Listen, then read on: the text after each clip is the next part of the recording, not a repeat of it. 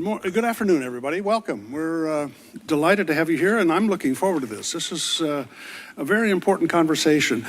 This is a little bit of bragging, but CSIS was we founded the idea of NAFTA.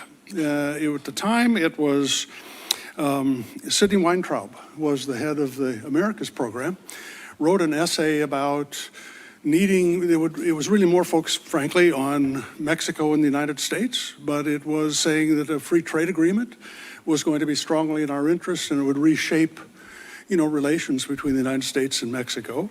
Carla Hills was on our board. Carla became the U.S. trade representative, and she said, well, this is going to have to include Canada. And of course, that led to NAFTA. The late Dalal Baer was the head of our Mexico program, and she had such influence in Mexico City, and so it was off. It was President George Herbert Walker Bush who really bit down hard on the idea and said, we have to do this, it's in our interest. Now, unfortunately, here in the United States, a 5-letter acronym has become a 4-letter word, and I think it's wrong. If you go back 30 years, 35 years, when globalization was really starting and China changed its economic strategy and opened itself to become the factory of the world, we had to broaden the economic base for manufacturing in North America if we were going to survive. NAFTA was absolutely crucial for our success, and it was a huge success. There were communities in the United States that suffered. That's true. But the blame belongs on us for not having really implemented trade adjustment assistance in a smart way and really leaning in on making that work. That was the failure. It wasn't NAFTA. It was our failure for implementing the policies at home to make corrective adjustments. So we are now on the front end of a review process for USMCA. And it's coming at a time when there's global tension between us and China. We have a lot of domestic political uncertainty. I was talking with Ambassador Kirk about this. We have a lot of domestic uncertainty. I think the elections in Mexico are probably less uncertain than ours are going to be. But we've got a huge question about, do we understand the importance of USMCA? We're going to explore all of that today, and it's going to be a very important conversation. We welcome our Canadian friends down here to the tropics. You're glad that you can join us on a day when it'll hit 90 degrees. This is a cool spot for Ambassador Kirk. Ron, thank you for coming. He's one of my bosses, and so I'm especially grateful that he's joined us today. And our friends from Mexico, thank you for joining us. We know you're in the middle of a big election season, and so breakaway is an important thing. So we're glad that you're here. So we're going to have a very good conversation. Perrin, I think you're going to follow me and open this up. So would you please welcome Perrin Beatty, who's going from Canada, who's going to lead this.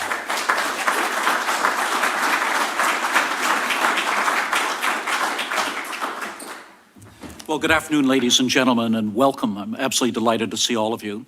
For those of you whom I haven't had a chance to meet, I'm Perrin Beatty. I'm President and CEO of the Canadian Chamber of Commerce.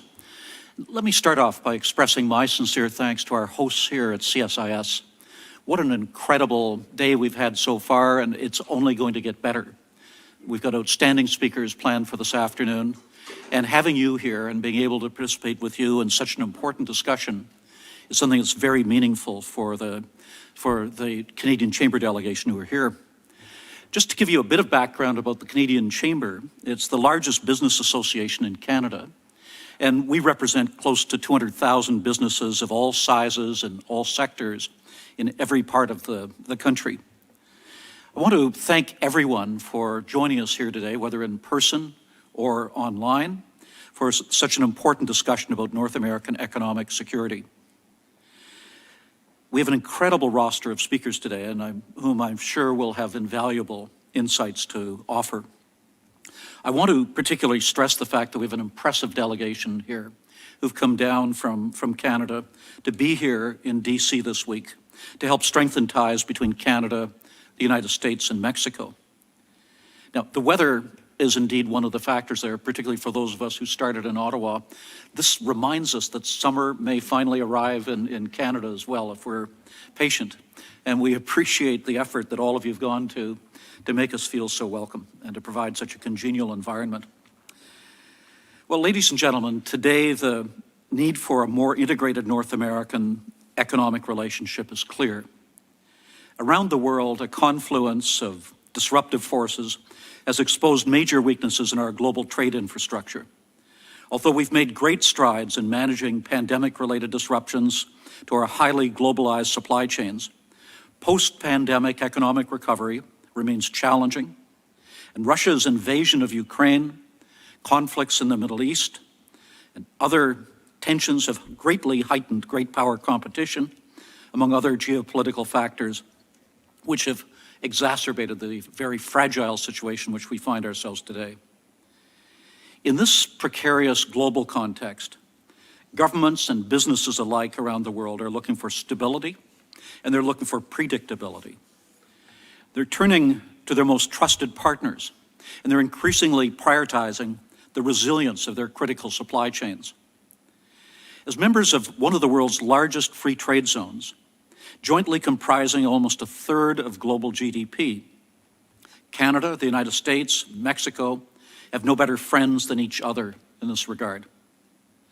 Now, the governments of our three countries should heed the prescient advice of the late George Shultz that, quote, foreign policy begins in your neighborhood.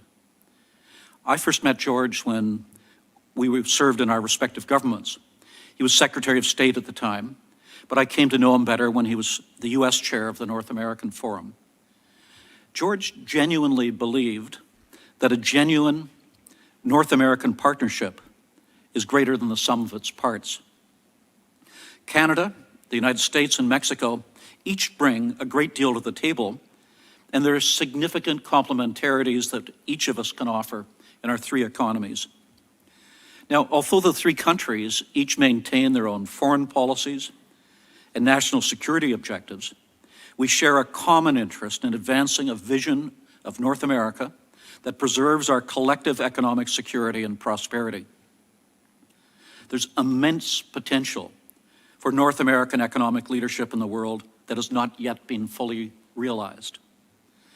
As we look towards the 2026 review of USMCA, or CUSMA, as we call it in Canada, it's essential that we don't lose sight of this common interest that our three countries have.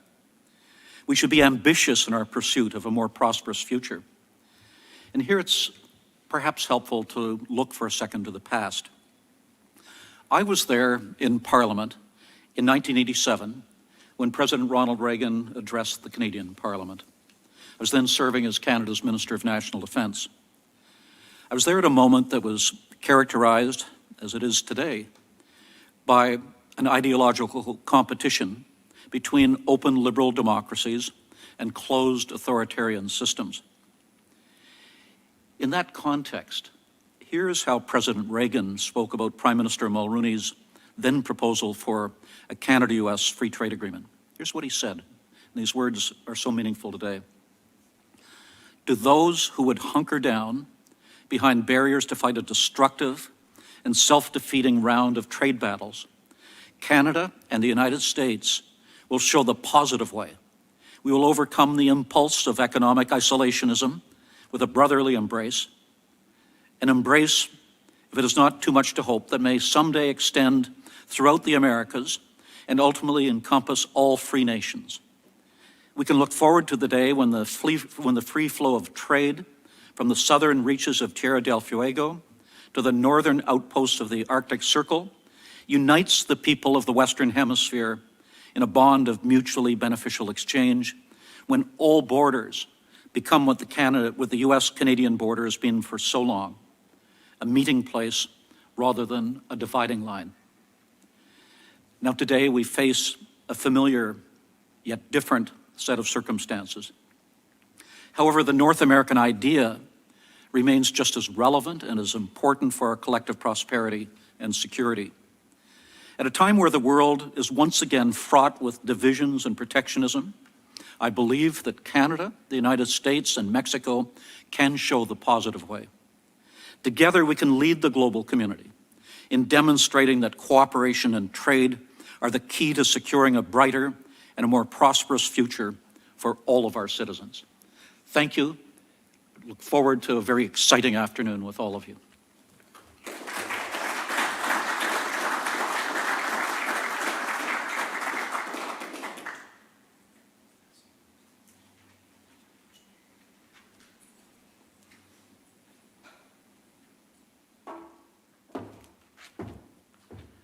Good afternoon, everyone. It's great to be here. I'm Kirsten Hillman, Canada's ambassador to the United States. Thank you to the Canadian Chamber, Perrin, and your members for inviting me, and thank you to CSIS for having us here. It's such a beautiful, beautiful venue, and we always enjoy the conversations that CSIS convenes here in Washington and around the country. So I was reflecting on the topic that you have set for yourselves for this session today, North American economic security in an era of geopolitical uncertainty. Frankly, there's nothing that could be more important to be talking about right now. And frankly, there's nothing more top of mind for Canada or for our team here in Washington, our Canadian team here in Washington, and across the United States. The COVID pandemic, the supply chain disruptions that caused globally, Russia's invasion of Ukraine, the energy insecurity, the food insecurity that followed, the economic sanctions that followed with respect to Russia and some European partners, the crisis in Gaza, the West Bank and Israel, the continued geopolitical tensions between China and the West, also bringing increased export restrictions, investment restrictions, and serious efforts to decouple in strategic areas of importance. The economic reverberations of today's geopolitical realities are profound, and they're felt right down to the community level in our countries. And all this is happening, of course, at a moment where the globe is facing increased economic, social, and security disruptions from the effects of climate change. So with all of this, there can be no doubt, and it's almost trite to say now, that there is a direct intersection between national security, economic security, energy security, and climate security.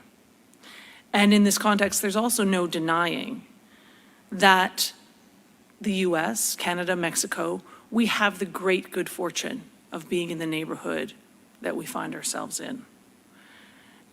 At a time when countries around the world wish each other ill, and in fact often do ill to each other, we don't have that reality.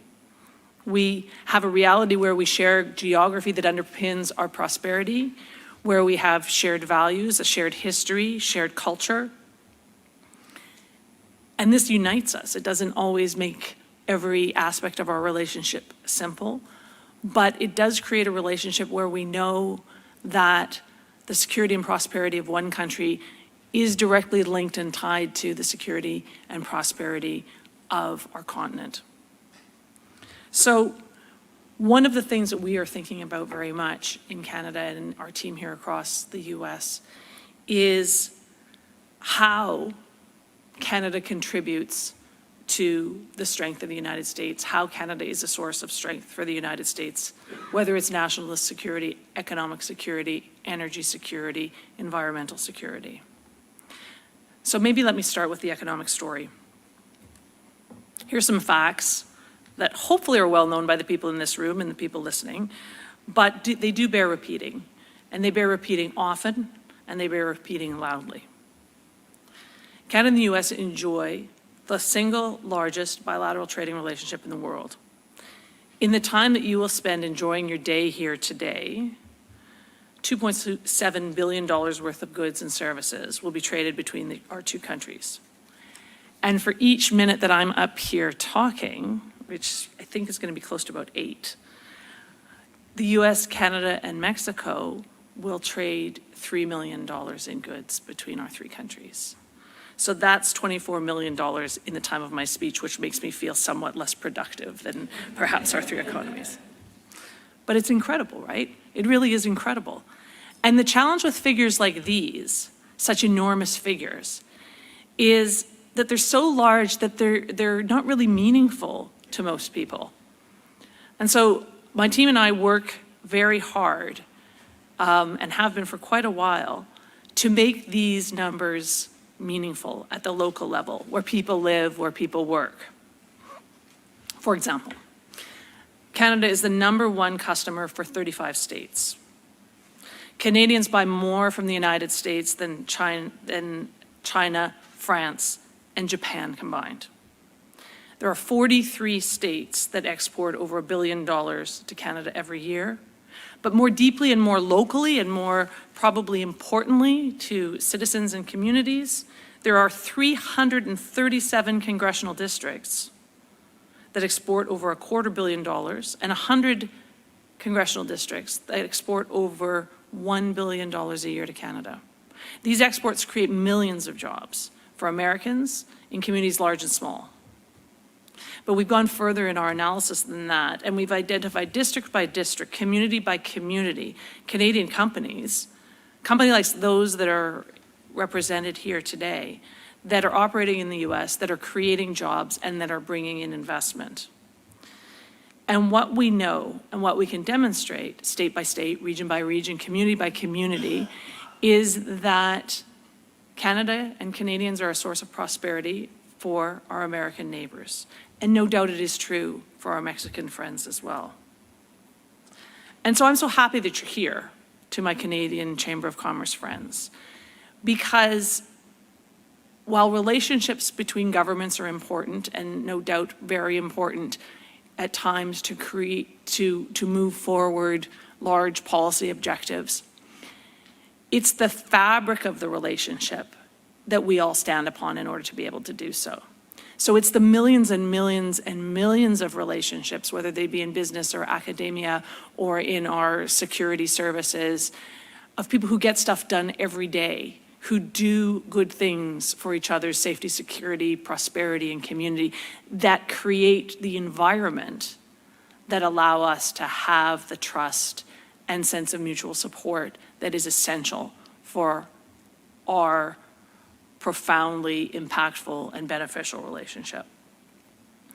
So I would say thank you for coming, and I would ask to also our American and Mexican friends and others who are watching, that in the moments when you are engaging with your counterparts in various areas of activity, take a second to just take a step back and talk about that, and talk about how lucky we are to be trying to grow our prosperity, security, resilience, whatever the case may be, together. Because it's your voices actually that matter the most in those individual, specific, very important conversations for human beings who are living their lives. Now, as important as the economic figures are, and as impressive as they are, there's more to the story, and there's more to the story that you're going to be exploring today. So the U.S. is energy secure, in large part due to Canada.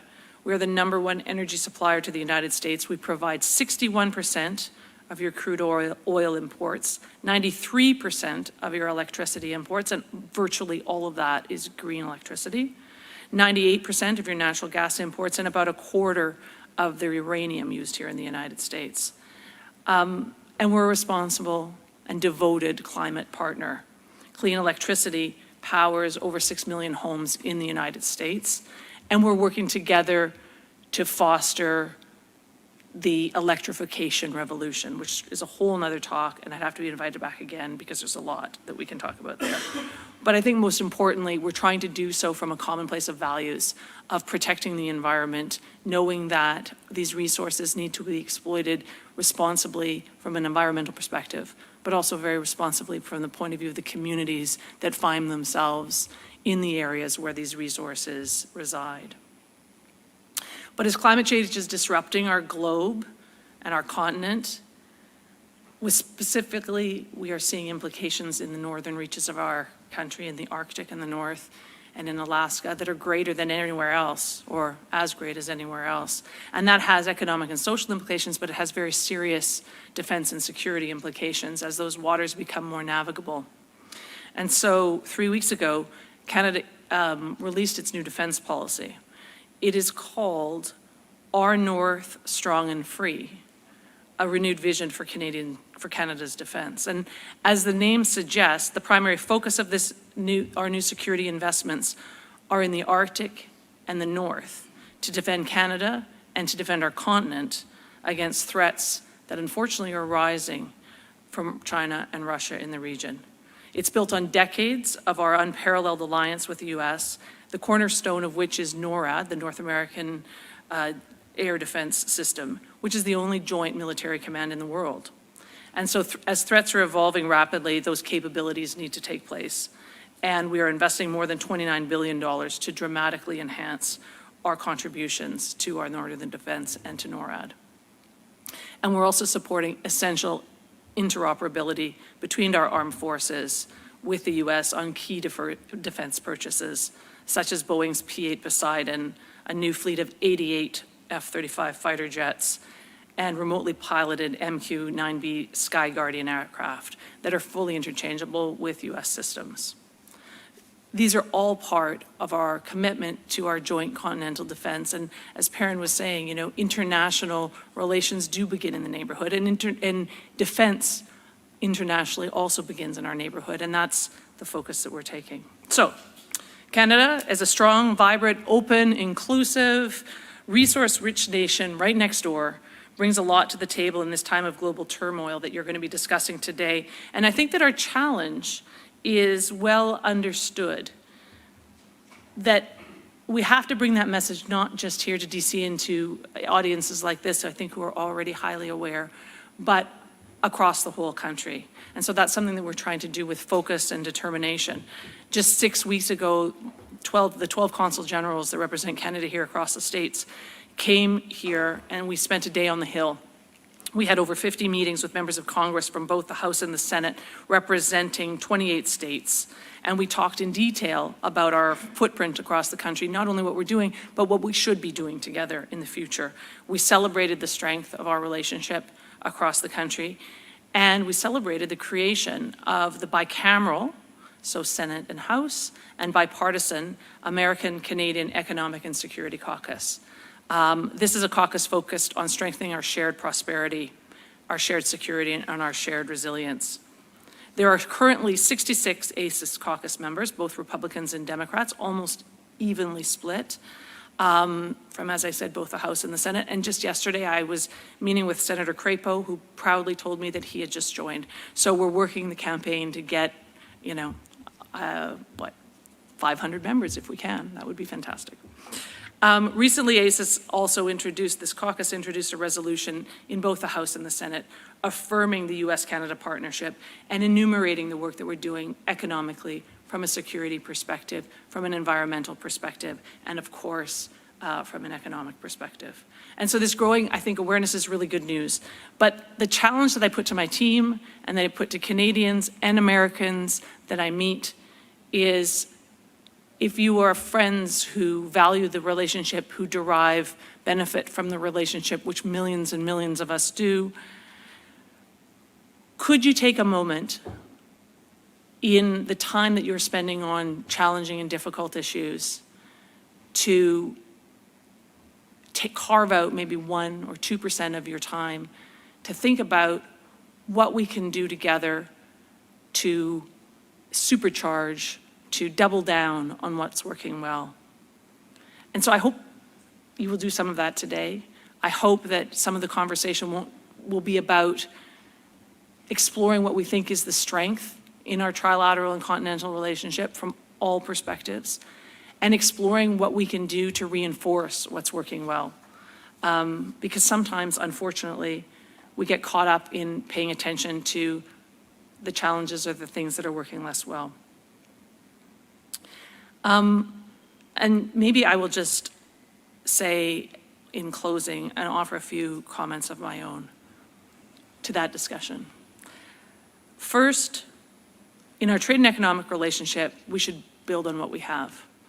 The CUSMA, USMCA, TMEX, the three named agreement that it is a huge success. It is a huge success. It is modern, ambitious, enforceable. It was widely supported across all political parties in all three countries. It was widely supported in a time when trade is not, everyone's favorite child. That is incredible. And it's because of the great skill from all three countries that went into finding something that really was meaningful and powerful for all of us. It creates a stable and predictable framework for our companies to trade and invest. And it's doing exactly that. So since the USMCA entered into force, Canada, the US, and Mexico have enjoyed historic, all-time high levels of trade and investment between and among our countries.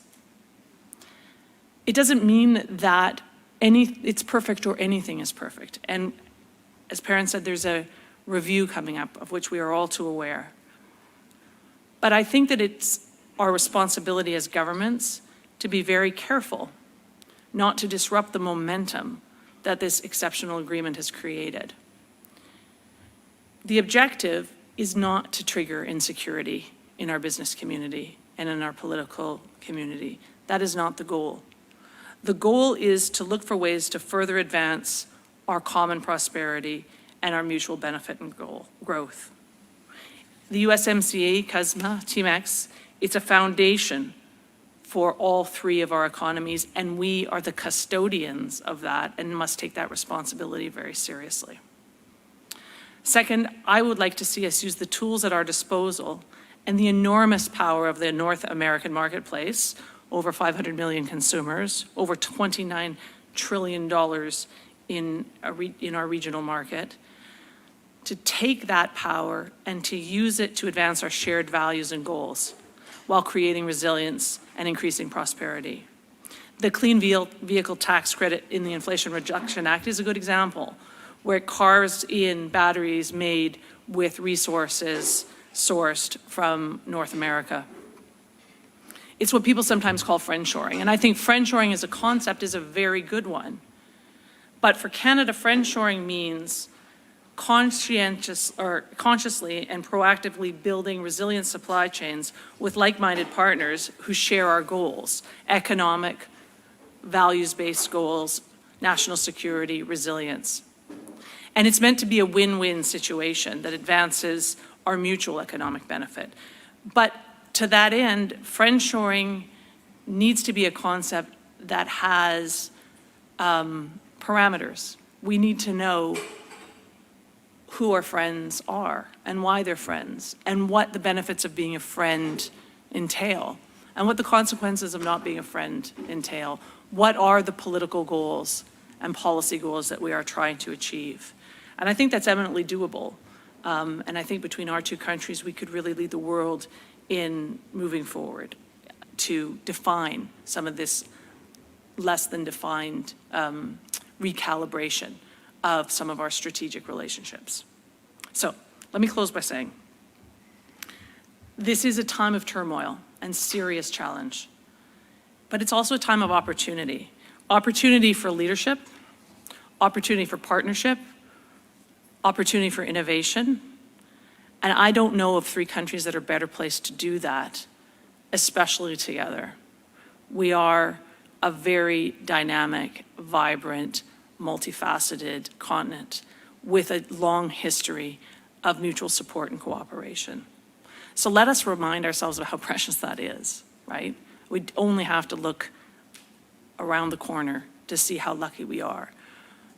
So rather than focusing on smaller, more dividing topics, let's take a step up and take a step back and be ambitious and lead into the future in a time that is deeply complicated, deeply disrupted, but also a time of great change and innovation.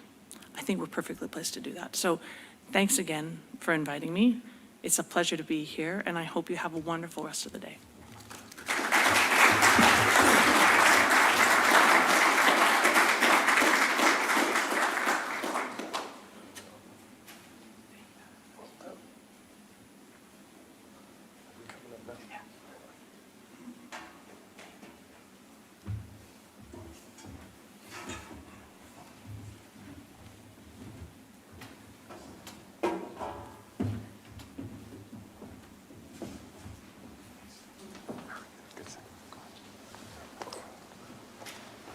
Thank you very much, Madam Ambassador, for those remarks. Perrin, thank you so much for your remarks, and of course to Dr. John Henry, our President and CEO. I also had a set of prepared remarks that I think I'm going to drop because we want to get to the meat of the first panel today, but suffice to say we have a really interesting set of conversations coming your way. This first one is looking forward perspectives from USMCA trade negotiators, and then our second panel will address the geopolitics of it all. First, just a couple notes here on logistics. Following the panelists' opening remarks and a moderated portion of the discussion today, we'll have a session for Q&A. We have a spot of time for Q&A. On the event webpage, there's a button that you can click that says Ask Live Questions. You can insert your question into there, or alternatively, you've got QR codes on either side of the screen here. Go ahead, take your cell phone out, snap a photo of the QR code. I assume you're not taking a photo of me, but you're taking a photo of the QR code here, and you'll get a spot where you can input your question, and we'll read those out later when we get to the Q&A portion of the event. So again, I'm going to skip my set of remarks. The only thing that I'm going to say is here at the Americas program, and my staff is probably tired of hearing me say this, but I firmly believe, and we firmly believe as a program, that North America is one of the best places in the world to be born. If you make this place your home, congratulations. It's a lottery ticket in many ways. If you've migrated to this region of the world to make your home and you're living, congratulations, you've selected very well. And part of that, or much of that, is the joint prosperity, the joint values, all of the things we share in common that is underpinned by the USMCA. And so this is a very, very timely discussion, and we've got a superlative first panel here, so let me introduce our panelists and we'll delve into the topic. Directly to my left is Ambassador Ronald Kirk. He was the first African American to serve as U.S. Trade Representative in 2009. Ambassador Kirk was a member of President Obama's cabinet, serving as the president's principal trade advisor, negotiator, and spokesperson on trade issues. Ambassador Kirk was also responsible for U.S. trade policy involving agriculture, industry, services and investment, intellectual property, environment, labor, development, and preference programs. Ambassador Kirk draws upon more than 25 years of diverse legislative and economic experience on local, state, and federal levels, and he is currently senior of counsel with Gibson, Dunn, and Crutcher's Dallas and Washington, D.C. offices. I left quite a bit of his bio out, but he's also been mayor of Dallas, if I'm not mistaken, Secretary of State of Texas, so long political career for Ambassador Kirk. Next, we have Kenneth Smith Ramos, who's joining us down the line from Mexico. He was Mexico's chief negotiator for the years 2017 and 2018 in the negotiations for the modernization of NAFTA that led to the signing of USMCA. Mr. Smith Ramos has been an integral part of Mexico's negotiating team, representing several government agencies, and began his career with the team negotiating the NAFTA agreement in 1992. Prior to serving in that post, Mr. Smith Ramos was Coordinator General for International Affairs at the Mexican Ministry of Agriculture, Livestock and Rural Development, Fisheries and Food, where he was responsible for agricultural trade negotiations and international cooperation. He managed 6 foreign agricultural offices of Mexico that play a key role in the promotion of Mexican agricultural exports through the participation in international trade shows. Mr. Smith Ramos is currently a partner at AGAN, Economía y Derecho. And lastly, we have Steve Hull, who is Canada's chief negotiator from 2017 to 2021.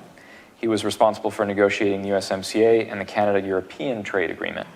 Most recently, Mr. Hull served as special advisor on trade policy to Canada's Deputy Minister of Finance.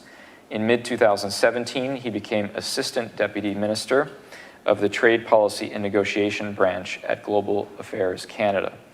Prior to that appointment, he worked in international trade policy at Agriculture and Agri-Food Canada, where he worked on the NAFTA negotiations, the Uruguay round of multilateral trade negotiations that led to the establishment of the WTO, and the Doha round of the WTO negotiations. And he's currently a principal at GT&Co Advisors. So it is a superlative panel. I want to give each of you about 5 minutes to make some opening remarks, and then we'll get into a moderated portion of the discussion, beginning with you, Ambassador Kirk. Thanks so much for being here. Over to you. Well, thank you for having me. Thank all of you for joining us, whether here or online. I think Kenneth and Stephen and I have been put in the unenviable position of everything that needs to be said has been said.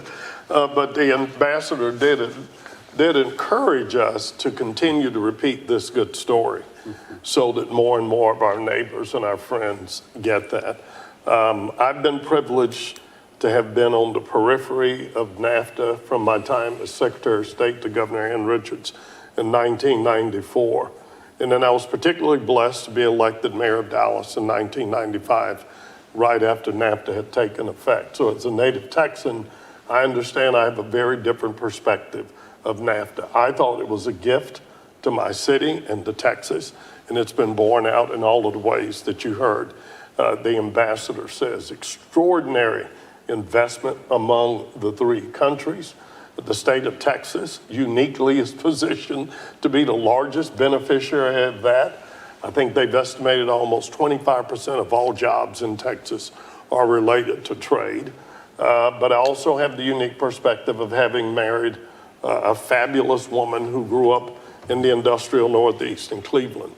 And all of my in-laws are either retired or working auto or steel workers, and they see trade through a very different lens than we do. And that's why I think the ambassador's words are so prescient, that while I've got to believe this is a little bit preaching to the choir, you know, this is a coalition of those of us who think alike, we have to be willing to open our minds and have a conversation with our friends and neighbors about the practical relevance of this. And as we think about going forward, I'm reminded of the words of perhaps one of America's most underappreciated philosophers. It is baseball season for us, but Yogi Berra, as only Yogi Berra, said two things that I think are relevant today. The first was which the future ain't what it used to be. And secondly, be careful where you're going or you might not get there. So I think part of our job is to take this incredibly well-functioning agreement and make it real. Bring it down to levels that are not esoteric, not in terms of free trade and rationalization of manufacturing, but make it relevant to our friends and neighbors who particularly care about one thing. Where are my kids going to work? I mean, part of our challenge is we live such rich lives, and I love you framing it the way that you did, no matter how we got here to North America. And we have a saying in our community, no matter how you got here, we're on the same boat now. That's right. You can take no comfort from the hole in my end of the boat.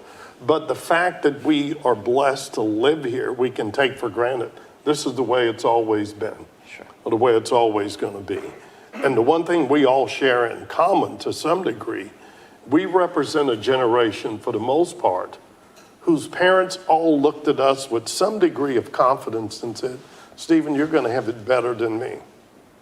And part of, I think, what's driving the economic, political anxiety, particularly in North America and Europe, is that we also sadly represent the first generation that worries whether we can make that promise to our kids.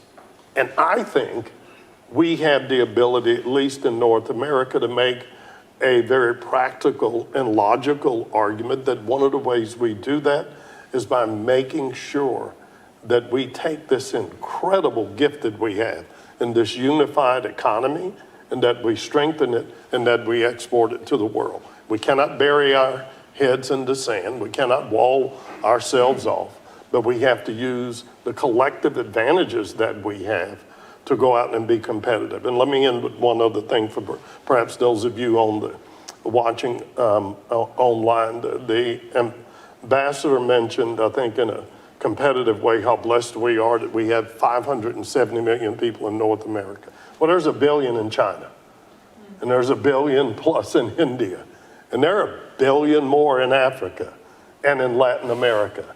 And they have watched with some degree of admiration and envy for the last half century while we dominated the global economy. And now they want in on the game. That's a good thing. But there's no way we're going to hold off 4 billion new competitors by siloing ourselves and believing we can go it alone. So I would just close and say the only way that I think we have a chance to continue our prosperity, our security, all these things that we talked about, is that if we do it collectively. Thank you very much, Ambassador Kirk. Those are wonderful remarks. I want to go to Ken Smith-Ramos now for his opening remarks. Thank you very much, Ryan. And first of all, I would like to thank CSIS, the Americas Program, the Canadian Chamber for inviting me to discuss this important topic. And it's a real honor to share the stage with Ambassador Kirk and with my good friend, Steve Verhoeven. Now, Ambassador Hillman mentioned something that's very important, of course, which is that the USMCA is working, and it's working very well. In the case of Mexico, we do have record numbers in terms of bilateral trade with the U.S., almost $800 billion. We also broke a record in terms of our attraction of foreign direct investment into Mexico last year, 36 billion. And this is all due to the legal certainty that our network of trade agreement provides, but also, of course, our most important trade agreement, which is the USMCA. Now, this figure in reality for Mexico should be much higher in terms of foreign direct investment, but there still remain important structural impediments in our country to really maximize the opportunities of the USMCA, as well as of the phenomenon of nearshoring. Whether we're talking about access to energy, guaranteeing the availability of a skilled workforce, investments in infrastructure, addressing the very important regional disparities in terms of development between the north of Mexico and the south, and of course, a key element, legal and regulatory certainty in the long term, and of course, security and joint cooperation with our top trading partners in combating, of course, organized crime. And these should all be priorities for our next government. But the reality is that the agreement is working very well. We have a situation, however, as opposed to 2016 or 2020, where North America faces the most complex geopolitical environment that we have faced in decades, if not in a half a century. So it's interesting to see that it is precisely those countries that are able to coordinate, cooperate, integrate with their neighbors, with their top trading partners, that will be in a stronger position to face external shocks, whether we're talking about the Russia-Ukraine war and the impact on commodities, energy, food commodities, whether we're talking about trouble in the Middle East, trouble in the South China Seas. We're facing situations that we haven't faced in many, many decades. And in the end, that only means one thing, that furthering and deepening economic integration in North America is, in my opinion, more important than ever. Because at the end of the day, you strengthen security, and what I mean by this is food security, economic security, and physical security by strengthening ties with your top trading partners. And in that sense, we have an advantage in North America that over the last 30 years, we have built a positive environment of economic and trade integration.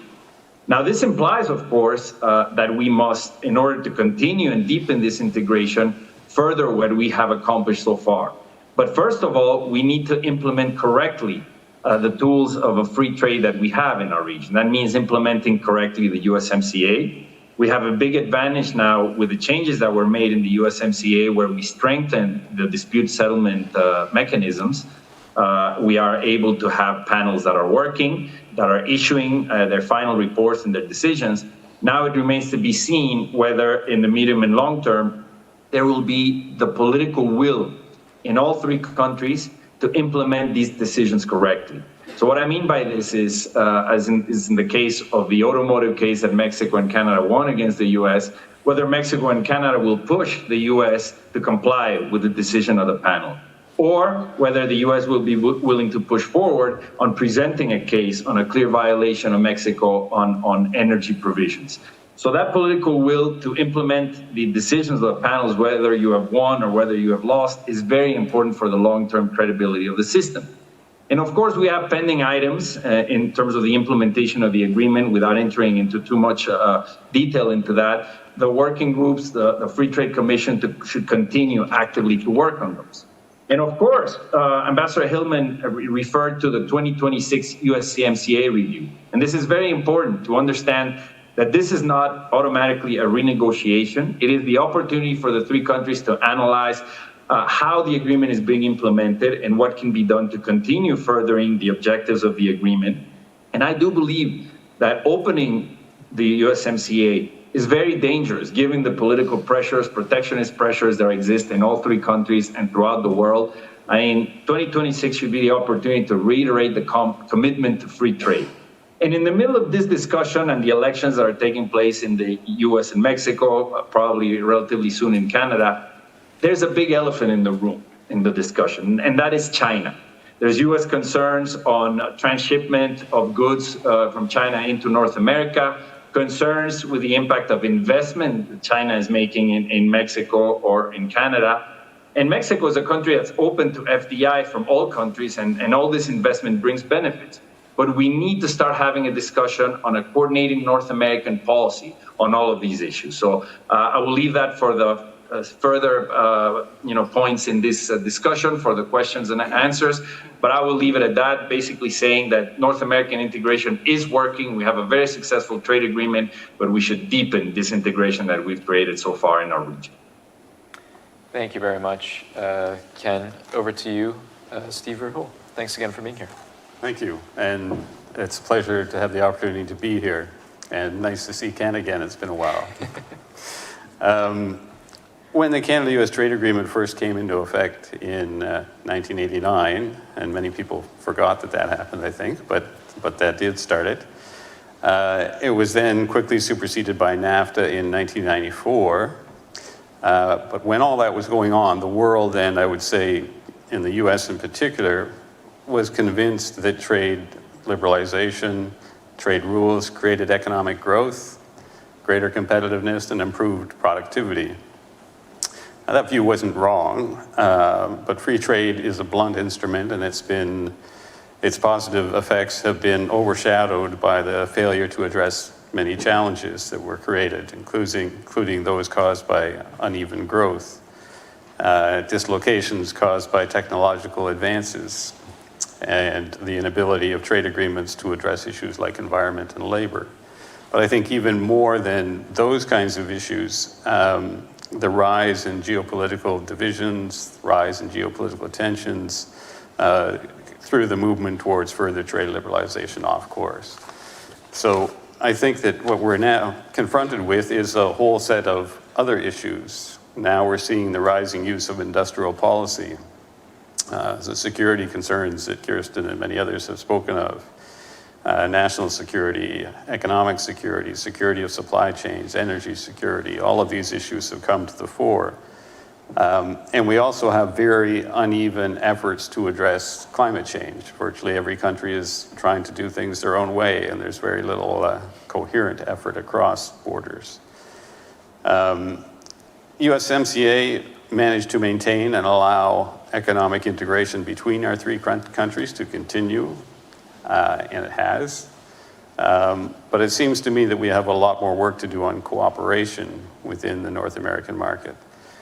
The signature legislative initiatives of the Biden administration, I think everyone knows them fairly well, the Infrastructure and Jobs Act, the CHIPS and Science Act, the Inflation Reduction Act, are all understandably focused on attracting investment to the U.S., expanding production in the U.S., and creating jobs in the U.S.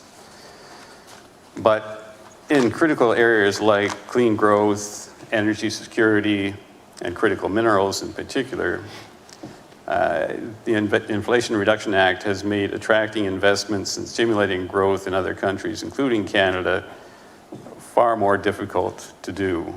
And I think we have to remember that at the end of the day, we all have to get to the same place. So we need more cooperation across those areas. Former President Trump is talking about tariffs of at least 10% on all imports. He's talking about tariffs of 60% or more against China. And I think we need to remember that challenges with China aren't just faced by the US. There is some cooperation that happens between the three countries in addressing this, but things like overproduction and distortions in areas like steel and aluminum are a difficult issue. The threat posed by China's production of electric vehicles, the way they've made them and are selling them, and China's investment in and control of critical minerals markets, these are all concerns faced by the North American market and many others. and not just something that the U.S. Should, at least in our view, go it alone. There should be a coherent effort to address these issues in a North American kind of approach. Failing to do so will inevitably cause distortions in the North American market, which will have negative impacts, including on the U.S. As well. And I think we need to do better at making sure we're coordinating our efforts. The announcement of the White House Climate and Trade Task Force on April 16th talks about adding trade issues involving carbon leakage, carbon dumping, and embodied carbon, and trying to figure out ways to deal with that in the trade world. And that certainly is needed. And it also rightly talks about deepening dialogues with U.S. partners and allies around the world to address these issues, and says that U.S. Should be talking with and working with allies like the U.K., Australia, and the EU. And that should happen, without a doubt. It needs to happen. This is a global issue. But I think that these efforts should start with the integrated North American market rather than start in other areas. And I think we could make good progress on that front. All of which, of course, leads us to the 2026 review. And I think, first of all, even more than trade liberalization, the value of trade agreements is about rules that provide economic security and predictability. They give business a framework for long-term investment and planning, and we do not want to kind of undermine that central benefit of what free trade agreements do. If the review is used to try to renegotiate the agreement, to rebalance concessions that were agreed to, or attempt to reverse dispute settlement decisions that has been discussed by more than one U.S. trade representative, past and present. If we go in that direction, that won't be a positive outcome for the agreement or for the North American economy, in my view. But instead, the review could be used to address, from a North American perspective, the kinds of challenges that we're all facing, all three parties are facing, issues on climate change, the issues we've discussed about China, efforts to promote inclusive growth, security issues we've talked about, labor issues, challenges with new technologies that are coming at us. That's the real opportunity for us to take advantage of the review from a North American perspective and advance our interests on a North American basis. Because we've got the rest of the world to deal with. Better to be focusing on that rather than focusing on what is, in comparison, relatively minor issues between us. So I think at the end of the day, just like we did with NAFTA, we have an opportunity to show the rest of the world a path forward, how this can be done with an integrated market. So let's try to develop the model in North America and then take it out to the rest of the world. And I think that would put us in a far better position. So I'm hoping that can be the kind of attitude we take into the review. And I really do hope that we're going to be able to avoid an effort that's going to potentially unravel parts of the agreement and lead to internal divisions rather than an approach that will lead us all working in the same direction on issues that are facing all of us. So thank you. Thank you very much, Mr. Rahul. So excellent set of opening statements. We've got a lot of issues on the table. There was a lot of discussion about the geopolitics of it as well. And that'll be certainly for the second panel that we have for you this afternoon. I love this idea of not taking for granted, where we came from, right? That what we've been able to build it didn't just come together without hard work, right? What we sometimes often take for granted is actually the fruits or the products of generations of economic integration, cooperation, and the tough fights and conversations that we've had as a bloc. I do want to talk for a second about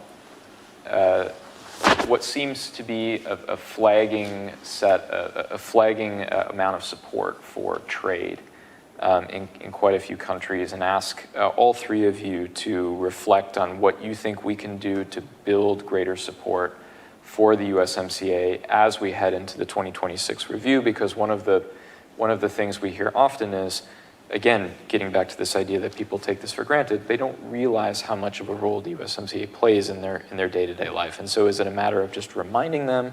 Is it a stakeholder-based campaign? I mean, how can we build support for a good review process so that we can continue in this relationship with as little pain as possible in 2026? I'll start with you, Ambassador Kirk. Well, absent the hope about dealing with it without pain, I would just say, for the three of us, you heard us all talk about it very differently. And I tell people I'm almost embarrassed when I attend forums like this and everybody calls me ambassador. I'm like, I'm a mayor. You know, mayors are colloquial, mayors cuss, you know, mayors drink, mayors get out on the street. And I came to the world of trade because, as I said, I was blessed to be given this gift of NAFTA. I understand trade from a granular street level. It's great investments. Investments mean jobs. And you're going to hear me say it over and over and over again. Now, I remember I was in a panel similar to this when I was privileged to serve as U.S. Trade Representative. I got up, made my remarks similar to Ambassador Hillman, and they told me afterwards we'd have question and answers. They didn't tell me the moderator was going to be Alan Greenspan. And so, you know, I'm sitting here thinking, you know, here I am, this knucklehead mayor, and now I'm on this program with Alan Greenspan, who somewhat almost dismissively looks at me and says, since when did trade become about jobs instead of, you know, rationalization of this and that? And I said, since our unemployment rate hit 14%. So I would still argue that our salvation is doing with both the president of the chamber said, which is why I think groups like this are so important, and the ambassador. Those of us who believe in trade, believe in it because you know it, you're negotiators, so you have the luxury to think in these grand terms. We have to make this granular. I cannot tell you how difficult it was, imperative that when I was U.S. Trade Rep, we had to do something as simple as go to companies like Boeing and others and say, are you sure all of your suppliers understand that they have jobs because of the fact all these planes, 75% are being sold? So we had an effort to do something as simple to get every big company, every little company, to put on your pay stub a little outlier that said 30% of my pay comes because we're selling caterpillars to Latin America or food to Africa.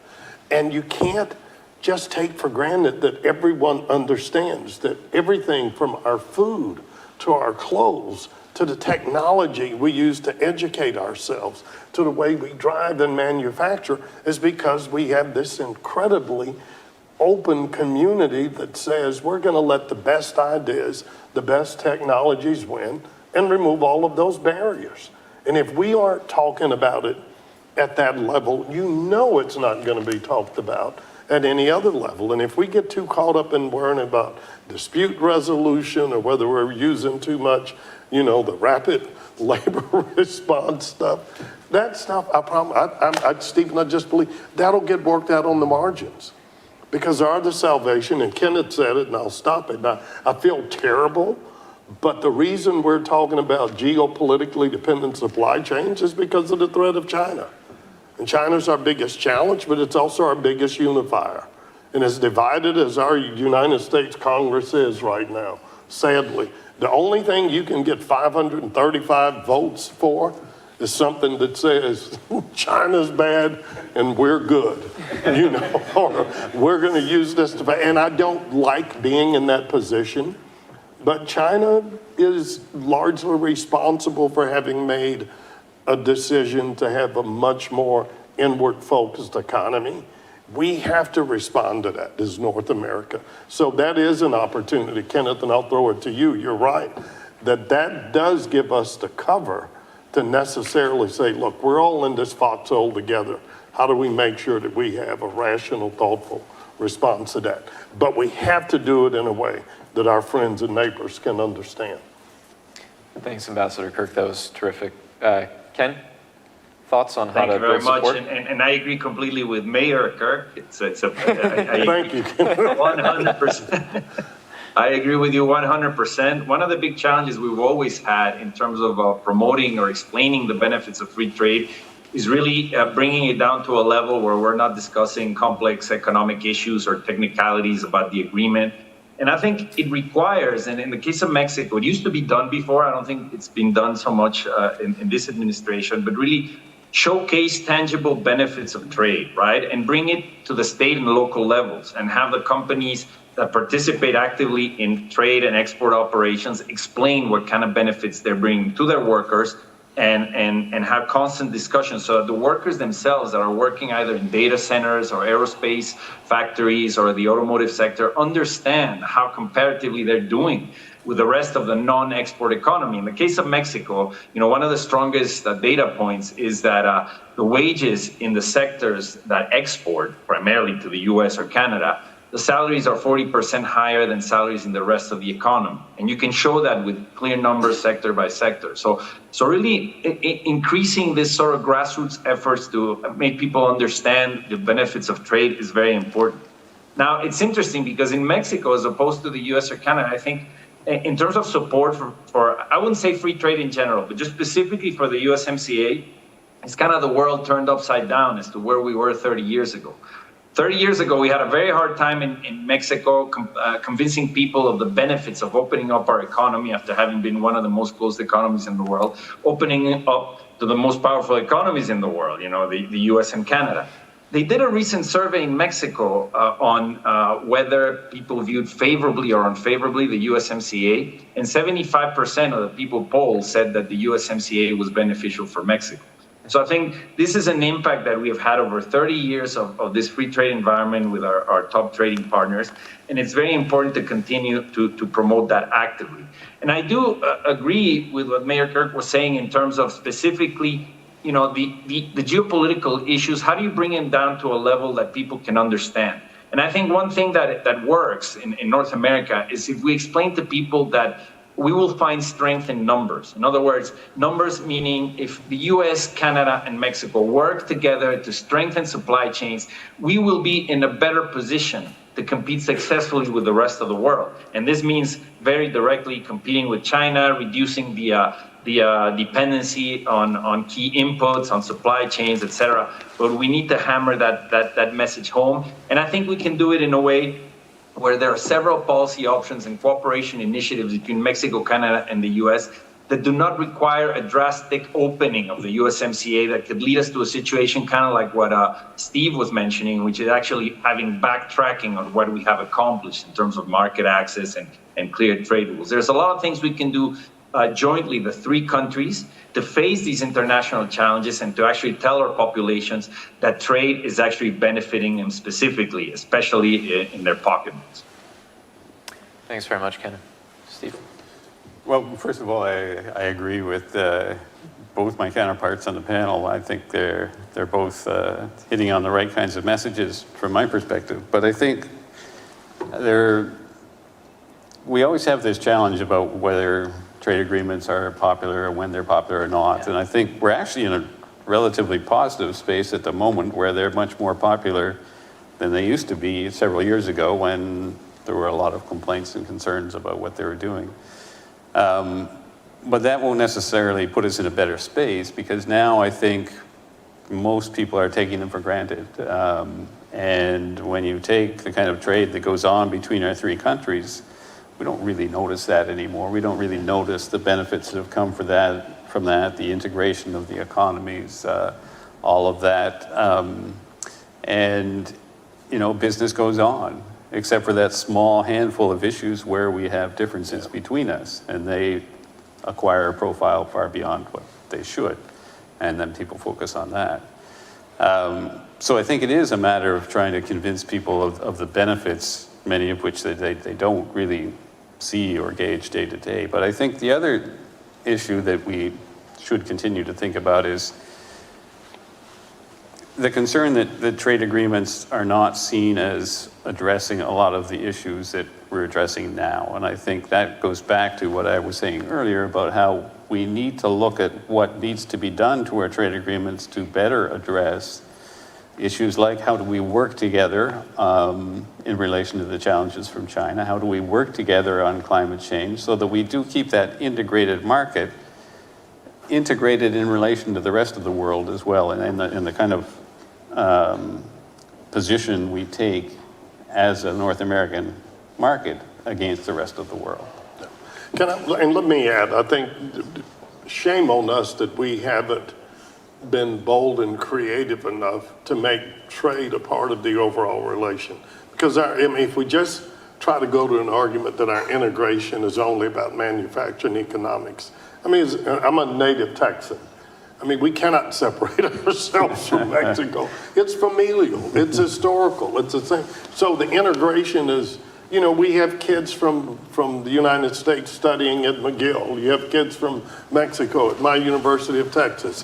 When we think about tourism, I was thinking, Kenneth, of you talking about Mexicans, and believe me, the people who work in our hospitality industries understand how critical it is and how well we're treated. Whether we're going to Cancun or whether we're going to Cabo or whether we're in. And so if we can frame it in that broader, that we aren't just, trade can't be isolated, because then we are a convenient boogeyman for every ill. But if it's seen as part of this larger, grand, social, cultural, familial, educational integration that is North America, I think it makes us a little stronger. And I would say this, and I'm not, please don't take this the wrong way. It took me 9 months, but the first thing that I did when I came in as U.S. trade rep was tell my staff, you can never use the word free trade when you're out talking to an American group. Because we've lost the free trade argument. It's been demonized. People believe we've swapped t-shirts and laptops for jobs. But sadly, trade is like, for lack of a better word, Obamacare. If you use the word Obamacare, Americans tell you they hate it. If you talk about the fact that now your kids can stay on your health program, your insurance is portable, you don't have pre-existing conditions, people are like, great. And when you talk about the fact our food is cheaper, our drugs are safer, our cars, I wish, and I'm gonna leave this to you two smart guys. Can't we just label everything made in North America from now on? And that would go a long way to solving a lot of our problems. I'm sorry. No, that was terrific. Not really, I do this all the That time. was terrific. Mayor Kirk at his best. So we're going to open up to Q&A. And so we've got the two QR codes on the panels here. Again, you've got the thing you can put in a question online. If you ask live, click on the Ask Live Question button. And our research associate, Henry Ziemer, is in the back of the room here with a microphone ready to read the questions. So what's the first question, Henry? Thank you, Ryan. Thank you, Ryan. Our first question asks, both Canada and Mexico have trade agreements with the European Union, but the USA does not. Could you speak to the relevance of those agreements to overall North American economic competitiveness and security? So I might ask Ken and Steve, and then Mayor Kirk, if you ever something to add as well. But Ken, you want to go first on that? Yes, thank you, Ryan. Well, yes, absolutely. As you know, Mexico has a wide network of trade agreements. We have 14 agreements with 50 countries throughout the world. And taken as a region, the European Union is our second largest trading partner. So we've had this agreement in effect since 1999. At the end of the last administration, while we were negotiating the USMCA, we were also modernizing our trade agreement with the European Union. And it's a very important agreement for Mexico because in this modernization phase, as opposed to the NAFTA, where we had already had full opening in terms of market access to all goods traded, with our trading partners, with the European Union, we did not have that. We still had quite a bit of obstacles in terms of access on agricultural products, and many of the disciplines that we modernized in the USMCA had to be modernized as well with an agreement with the European Union. Unfortunately, time ran out and this agreement has not been either signed or ratified as of yet, but it is a very important piece of our trade policy in Mexico because it complements what we have achieved within North America And in terms of the market access that we obtained to the European Union and the possibility of receiving investment from the European Union in Mexico, which we receive in large numbers from countries like Germany, Spain, France, a former EU member, of course, the United Kingdom. And so I believe that, strengthening our relationships with Europe can also be conducive to having more attraction of investment into North America. And at the end of the day, you create building blocks that will make North America stronger. We wish and we hope that the United States will also have eventually a trade agreement with the European Union. Although if you ask some of our exporters and producers in Mexico, they would like things to remain the way they are, because obviously to the degree that the U.S. opens to other regions in the world their market, well, that erodes some of the preferential advantages that we have. But overall, I think a trade agreement with the European Union from a Mexican perspective has been very positive as well. And hopefully the modernized version will be ratified and approved by the next government that comes into office in Mexico. Thanks, Ken. Steve, from Canada perspective? Well, yeah, it's like Mexico. We have many other trade agreements around the world. The European Union is certainly our second largest, and we spent a lot of time on that negotiation. In particular, took up 5 or 6 years of my life. But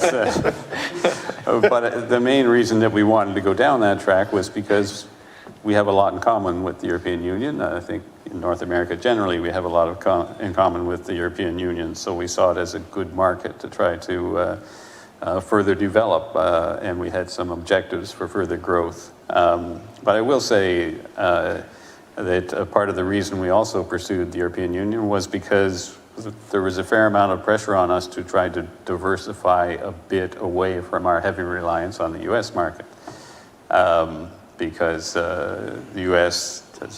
occasionally is a little volatile as a trading partner, and we wanted to make sure that we had other opportunities and that we could start to develop.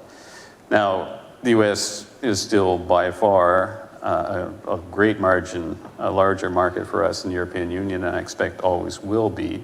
But we've done quite well with that agreement as well, and we'll continue to look for others as they arise. Mayor Kirk, anything to add to the two? No, gentlemen? look, I applaud Mexico and Canada for what they've done. I would do the same. It infuriates me that one, and I didn't want to say that, but the only reason we have the USMCA is because our country foolishly pulled out of the Trans-Pacific Partnership, which we were largely the architects of. Yes. The largest trading zone in the world. We worked very hard to bring Mexico and Canada in that agreement. And probably, in no disrespect to y'all, at least 80% of the architecture that's in USMCA was embedded within the TPP. And I know that I am in a territory that my girls affectionately call Kirk Party of One, being the sort of pro-trade Democrat, but I'm a loyal Democrat. But I think our country is hurting ourselves. Our biggest threat to ourselves is this senseless debate that we have now between two parties, of which can be more isolationist in terms of economic engagement. And we're going to pay a price for that. And so the sooner we can get through that and realize that we are missing an opportunity by not engaging with the world and having the opportunity to be commercially involved, to have that independent supply chain, the better we are. But what happened with Europe is what's going to happen around the world. And what I like, and that when I try to make this as plain when I talk to groups, is the owner of your Formula One car and your manager get in a fight and they decide to pull their car off the track in the middle of the race. Everybody else keeps going. The rest of the world is furiously trying to step into that void left by the United States. We are both admired, but people also want to gain market share. We're in a competitive environment. And so the sooner we pull our heads out of the sand and realize that we have to get back in the game, and one of the ways we get back in the game is the natural alliance that we have embedded in our agreement with our North American partners. But I applaud you, but I am unashamedly jealous, angry, embarrassed that the United States is standing on the sideline while the rest of the world goes forward. Well, the Kirk party of one, I think, is a Kirk party of many here, given the sympathies in the room. Let's go to the next question, Henry. Our next question asks, do you see the USMCA getting expanded to include more countries in the region, especially as Latin America's importance for nearshoring increases? This is a great question. It pertains to, in particular, I think it pertains to a piece of legislation that's in the House and the Senate, bipartisan, sponsored by members on both sides of the aisle and in both chambers, called the Americas Act. Part of that very long piece of legislation is the idea that countries could sign up to kind of, it's called a port agreement, I know a docking what we call it. agreement. We're coming up with all the ways Thoughts? in the world to not say TPP, you know, and so we just keep coming up with all these other things, and if that's what we have to do, but look, I'm one of those, let's get going.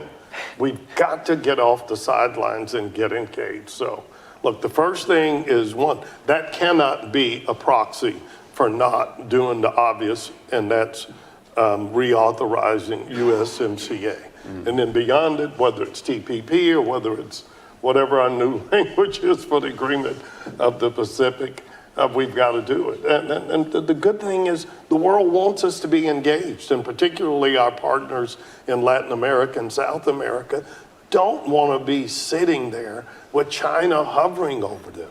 And they see it, as both Stephen and Kenneth referred to, as it is a great opportunity for us collectively as North America to help build and strengthen those partnerships. But I just don't want whatever is the newest acronym we can come up with to be a proxy for doing nothing.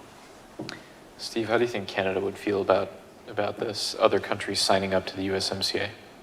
Well, I think that, first of all, the countries that I've heard discussed about most frequently in this respect is Uruguay and Ecuador, perhaps. Costa Rica's in the conversation. Costa Rica, yes, as well. We have free trade agreements with some of those countries already. I believe Mexico does as well. I just think that it's not necessarily a fit in the context of the way that USMCA has been designed. Like if you take autos, for example, we have very intricate, long worked out rules of origin, procedures to deal with autos, or similarly in other places. That agreement was specifically developed for that region. But having free trade agreements with those countries is a great thing, and if we can further expand that, so much the better. But just having them sign on to USMCA, I don't see that works all that effectively. Ken, what about from the Mexican perspective? No, I agree with Steve. I think that the difficulty would be in understanding that it would not be really possible to just bring other countries and have them just be added on to the USMCA. The way we negotiated the USMCA, it's the response to economic, industrial, regional climate realities in North America. And it's a trade agreement that has peculiarities where, to tell you the truth, other countries may not be willing to accept all of the high-level commitments that we have on IPR, the advances on digital trade. Steve alluded to rules of origin. So in any event, it would be a complex process. I think, yes, Mexico has special trading relationships with Costa Rica, with Uruguay. This government and current administration was not able to close a trade agreement with Ecuador. Hopefully that can happen in the future. But I think the process of expanding USMCA may be premature. We should really concentrate on strengthening what we have in the region, making sure, as Ron was saying, that we have a commitment, a ratification, so to speak, between the heads of state in 2026, that we should continue pursuing our agreement and strengthening cooperation ties. And I agree with what he said as well. I mean, I'm concerned that the U.S., in the U.S. political system, what we're seeing is a consensus between Democrats and Republicans of not going down the route of negotiating trade agreements anymore. And these cooperation initiatives that the U.S. is pursuing throughout the world I mean, they sound very nice, but to be completely frank, unless you have a strong market access commitments, how are you going to get, for example, Brazil to change a lot of their technical barriers to trade and their complex regulations, unless on the other side you're willing to put up some access to their agriculture, for example? Unless you have these hard trade rules, it's very difficult to move forward, really, on opening markets, on strengthening economic ties. And so one thing I would like to see is perhaps, as Ron was mentioning, the U.S. joining the TPP, and that's a way of starting to really connecting the dots between the USMCA and this very important Trans-Pacific Agreement, rather than looking at piecemeal whether we add countries to the USMCA with all of the complexities that that implies. Terrific. Thank you very much, Ken. Let's go to the third question, Henry. Yep. Our next question says, we've been talking a lot about the movement of goods and services, but less about the movement of people. Moving labor back and forth across our borders remains very challenging. Is there any hope that this will improve? Okay, great question about labor mobility. Ken, I might go to you first on that one. Yep, I wonder why. I wasn't implying anything, Ken. Yeah, it's obviously a very important point. When you look at deepening economic integration, you see what has happened in Europe when the common market was consolidated. They started having this ability of having free labor mobility between the members of the European Union.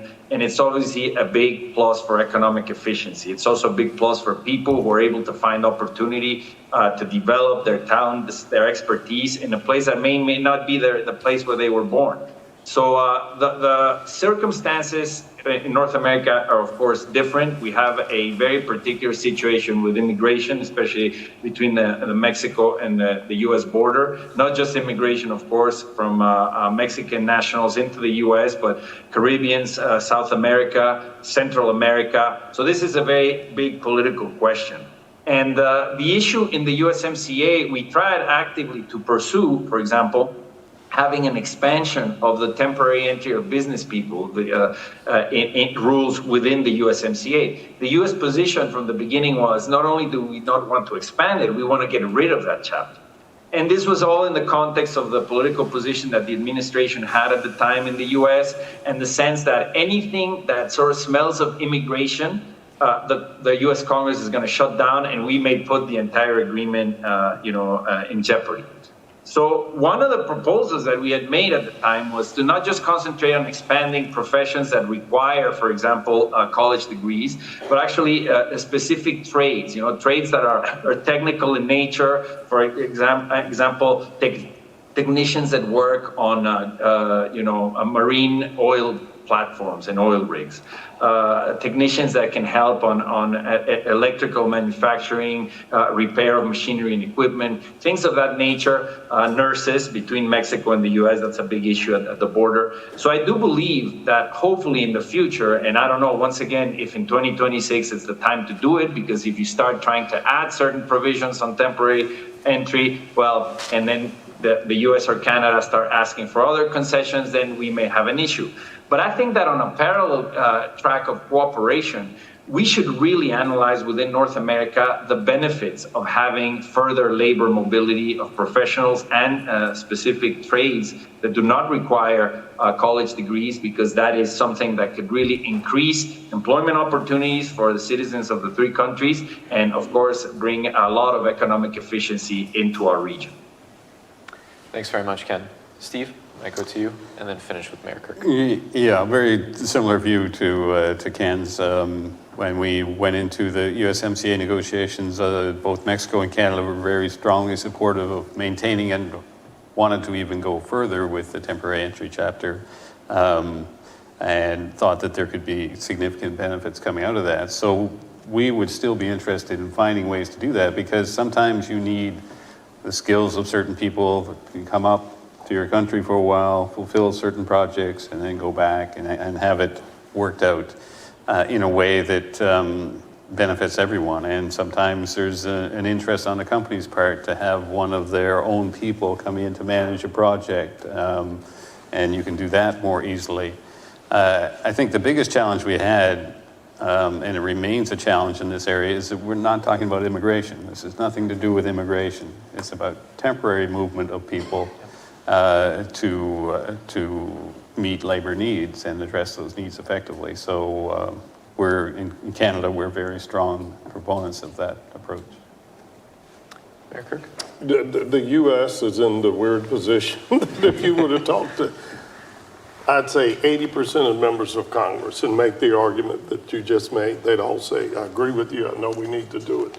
But it's become a political football. Sure. I'm not defending USTR, but unlike Mexico and Canada, where the trade portfolio can sit in a much broader portfolio. And for those of you in the audience, if you are really bored, go on USTR's website, look at our history. We're only about 70 years old, and we were created effectively to take trade away from the other elements of state and have us only focus on the architecture of trade. So within that, in defense of Ambassador Tai, her hands are a little bit tied in that Congress is very prescriptive. They don't want us touching anything that feels like we're trying to do a backdoor on immigration policy. And as someone who grew up in Texas, that's been a mayor, I mean, look, the biggest interweaving of our three countries is in a unified labor force as a practical matter. We couldn't exist without it, whether it's manufacturing, whether it's agriculture.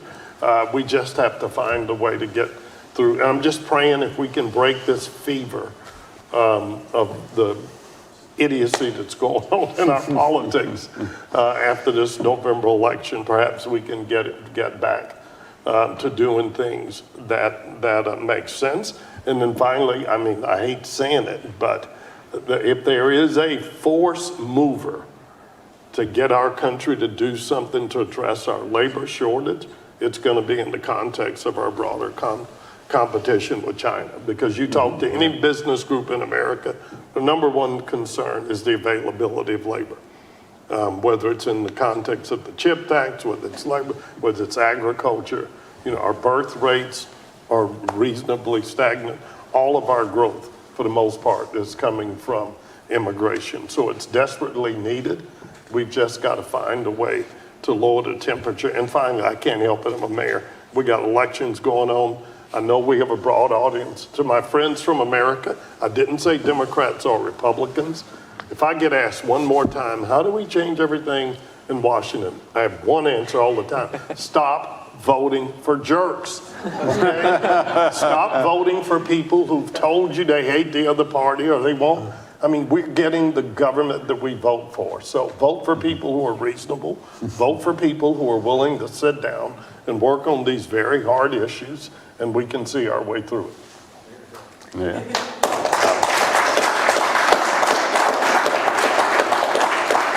I think that's a terrific place to end our first panel. No, it's a very positive note, it's a good note, and it's a terrific place to end our first panel because you've ended on our shared values of democracy. We get the governments that we vote for, and that's not always the case in other parts of the region, but it's part of the shared value systems that we have, and part of, to bring it back to what I was saying at the beginning, what makes this region such a blessed place to be and to make one's home is that we share political values. So let's end the first panel there. We have a 5-minute break, so don't go far. We should have some refreshments out in the atrium if you need to use the restroom. It's directly outside to your right, and you're going to wrap around the theater here. And we'll see you back at 3:35 for the second panel about China, the geopolitics of it all, and much, much more. Thank you very much to all three of our panelists.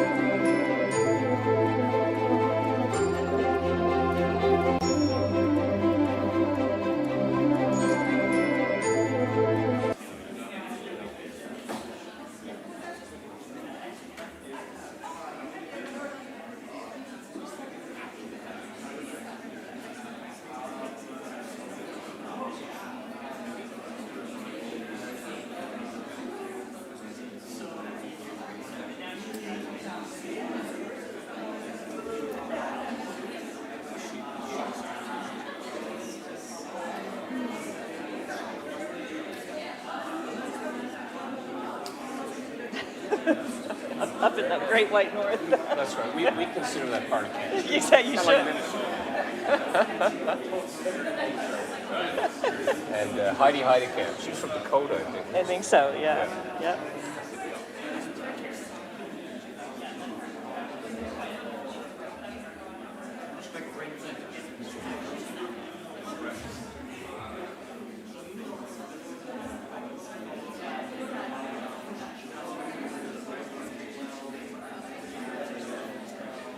Okay, if we can get everybody to take their seats.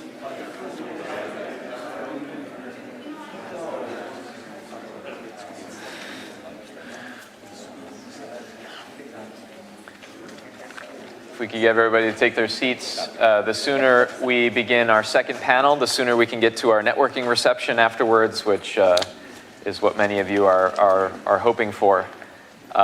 So thank you very much again for being here. This is our second panel of the public portion of our programming today. This panel is going to be about geopolitics and the future of North American trade. Again, before we launch into our discussion, just a little bit about the logistics here.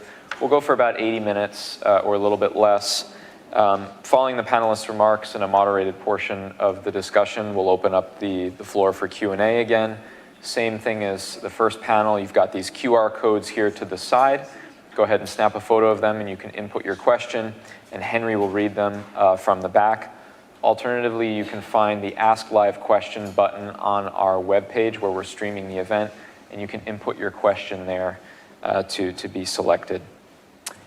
The COVID-19 pandemic, wars in Europe and the Middle East, and heightened competition with China have demonstrated the vulnerability of the world's supply chains and laid bare the foundations of our interconnected world. The stability and predictability of the USMCA is paramount, particularly in the context of greater competition between the US and China.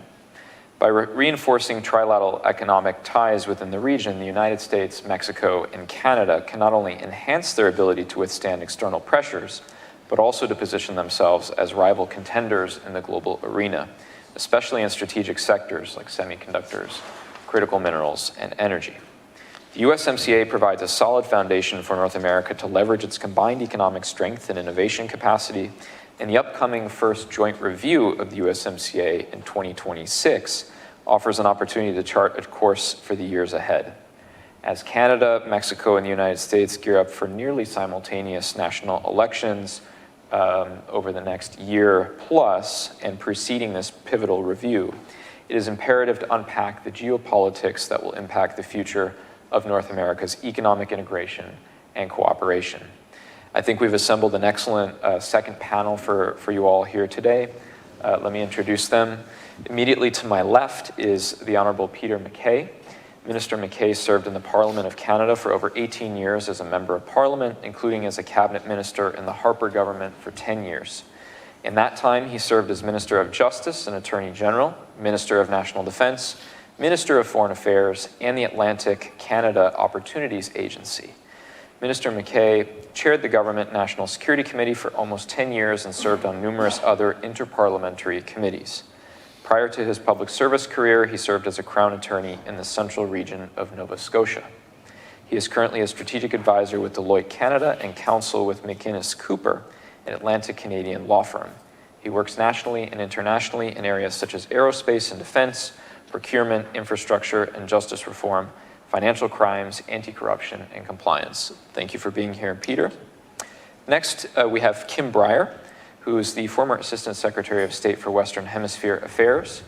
As the Senate confirmed top diplomat for the Western Hemisphere, Kim led policy formation for the State Department and interagency, overseeing operations of U.S. embassies and consulates in 30 countries.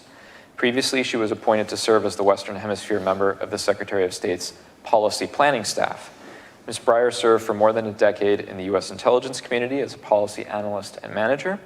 In addition to her career in public service, she served as vice president of the boutique consulting firm Pashard Sverdrup International, leading country risk assessment teams for private clients in Mexico, Argentina, and Chile. And we are also lucky to call Kim senior advisor with the CSIS Americas program. She currently spends as her day job working at Covington and Burling. And lastly, we have Ambassador Jerónimo Gutiérrez, Ambassador Gutierrez served as Mexico's ambassador to the United States from 2017 to 2018 during the negotiations of the USMCA. From 2010 to 2016, he served as managing director of the North American Development Bank, headquartered in San Antonio, Texas. Between 2009 and 2010, he served as Deputy Secretary for Governance and Homeland Security in Mexico, with the main responsibility of identifying threats to the country's democratic governance and national security and coordinating the government's prevention and response measures. During this time, he was also a member of the National Security Council's Executive Committee. And like Kim, Ambassador Gutierrez is also senior advisor with Covington and Burling here in Washington, D.C. So we have an excellent panel to unpack all of these issues for you this afternoon. I've asked each speaker to make about 5 minutes of framing remarks before we head into a moderated portion of the discussion. Minister McKay, we'll begin with you. Thanks again for being here. Well, thank you very much, Ryan, and thank you for the invitation to be with you. It's wonderful to spend a little time with Perrin Beatty, such a great representative for our country in the United States, but around the world, and very pleased to be on this panel. Kim and I first met when she was working with Secretary Rice and coming to Ottawa and discussing such contentious issues as Devil's Lake and Passamaquoddy Bay. Biota and Devil's Lake. I dare say, and it's been a recurring theme, that things have become increasingly complicated, more contentious, more volatile than probably any of us have seen in our lifetime. Our parents, our grandparents, of course, lived through similarly tumultuous times and global conflict. But I don't know that in recent memory we've seen so many different potential theaters of operation opening up. And at a time of massive political change, potentially on the horizon, with 3 elections in North America, but I think by something I read recently, 65% of Western countries are going to be in an election within the next 18 months. And so in this backdrop of all of these various competing, almost crises-like environments, there is an overlay of political change and volatility as well. And yet, with all of that said, one of the rocks, if you will, in the stream is this incredible relationship that we have enjoyed in terms of trade, economy, security here in North America. And it's also almost trite to say that it was not always thus. Many, and certainly Perrin, who was a member of that government, will recall, certainly I can speak from a Canadian perspective, it was not a given that our citizens were going to enthusiastically endorse. First, the Canada-US trade agreement, later NAFTA, and we fought an election over that issue alone. That was the defining issue in 1994. 84. And so it's clear to me that, you know, not only have we come a long way in terms of the trade relationship and all that has developed and the reformulation of the USMCA, but it should really be a point of pride and something that we recall as an enormous accomplishment on behalf of North Americans, governments, and I say that in a nonpartisan way because I believe it was mentioned already that it has not only been renegotiated and reformulated, but there has been a nonpartisan attachment to this enduring agreement. And so that to me is a very positive and important factor that we need to remember in these volatile times when we're looking to tether ourselves to things that are solid, things that we can believe in, things that bind us together. And I was very taken by Ambassador Kirk's commentary with respect to the way in which, you know, we really do need to sort of parse out some of the more toxic partisanship that sometimes enters into these debates and highlight, as many here today have, these extremely positive and personal benefits that flow to our citizens. And we need to promote this and pronounce this loudly. And we need to reinforce that belief in the importance of these agreements. And I'll use a great Canadian philosopher's reference as well. Ambassador Kirk referenced Yogi Berra, who also said, if you come to a fork in the road, take it. But Wayne Gretzky, one of our great philosophers, and not a bad hockey player, James Rajat would certainly agree, he said, go where, not where the puck has been, but where the puck is going. And I think that is true of how we should approach trade, our continued economic ties that bind. We can celebrate, and we should, and we can learn from how these agreements came about, and we can talk about the benefits that we know exist, but we really have to look ahead, not to undo or unscramble that egg, because it is complex, and it is a bit of a, to mix metaphors, put Pandora's box to open these things up. But we really want to continue to see it grow and the benefits flow to our collective citizenry. Thank you very much. Thanks. I want to start first by saying it's really a pleasure to be here, and thank you for hosting us. I had the opportunity to work with both of these kind gentlemen in my career at one time or another. In fact, across from this one twice, I think. So we've had many go-rounds, but it's really been a pleasure. And working on North American relations is something I strongly encourage everyone in this room, starting out in their careers or watching, to do, because it's just a very satisfying thing to do. And I think we got that one done when we fixed that issue. But I also want to give a particular shout out to CSIS, because I'm not sure if folks these days remember, but CSIS has a very special place in the history of North America, and particularly on the original NAFTA, the original trade agreement. And I went into a spare room in my house and I pulled this off the shelf last night. This is by the Sidney Weintraub, who is considered the grandfather of NAFTA and happened to be a mentor of mine when I interned here 30 years ago. And this book was written in 1994 when we had a NAFTA and we had books. If you were to pull it off and read it, which I was flipping through it last night, it is an extraordinarily prescient thing. And I want to inform Dr. Hamry that I think you should reprint this document, because the debate about what comes after, whether it's NAFTA or USMCA, I think is a pretty live debate, and one that we should be having. But CSIS has had a long history as a proponent of an integrated, robust North America. So I just want to give this institution a particular shout out. I think it's worth noting, we're talking about North America, what it is that we're talking about. It is a concept of three sovereign countries making sovereign decisions in coordination with each other. And the reason I say that, this is not the EU. This is not a group of countries that have supranational structures to which they have delegated decision-making authority. This is three sovereign countries who decide how they're going to make their decisions in lockstep. And I put it that way because I think it's really important, as Peter was saying somewhat, it's a choice. And it's a choice that each successive government in each country has to make proactively to choose to continue down this path. And I think it's interesting for governments. It is a bit of a choice for the private sector. North America is inevitable. And if you look at what's going on, we play catch up in governments with what the private sector has already done.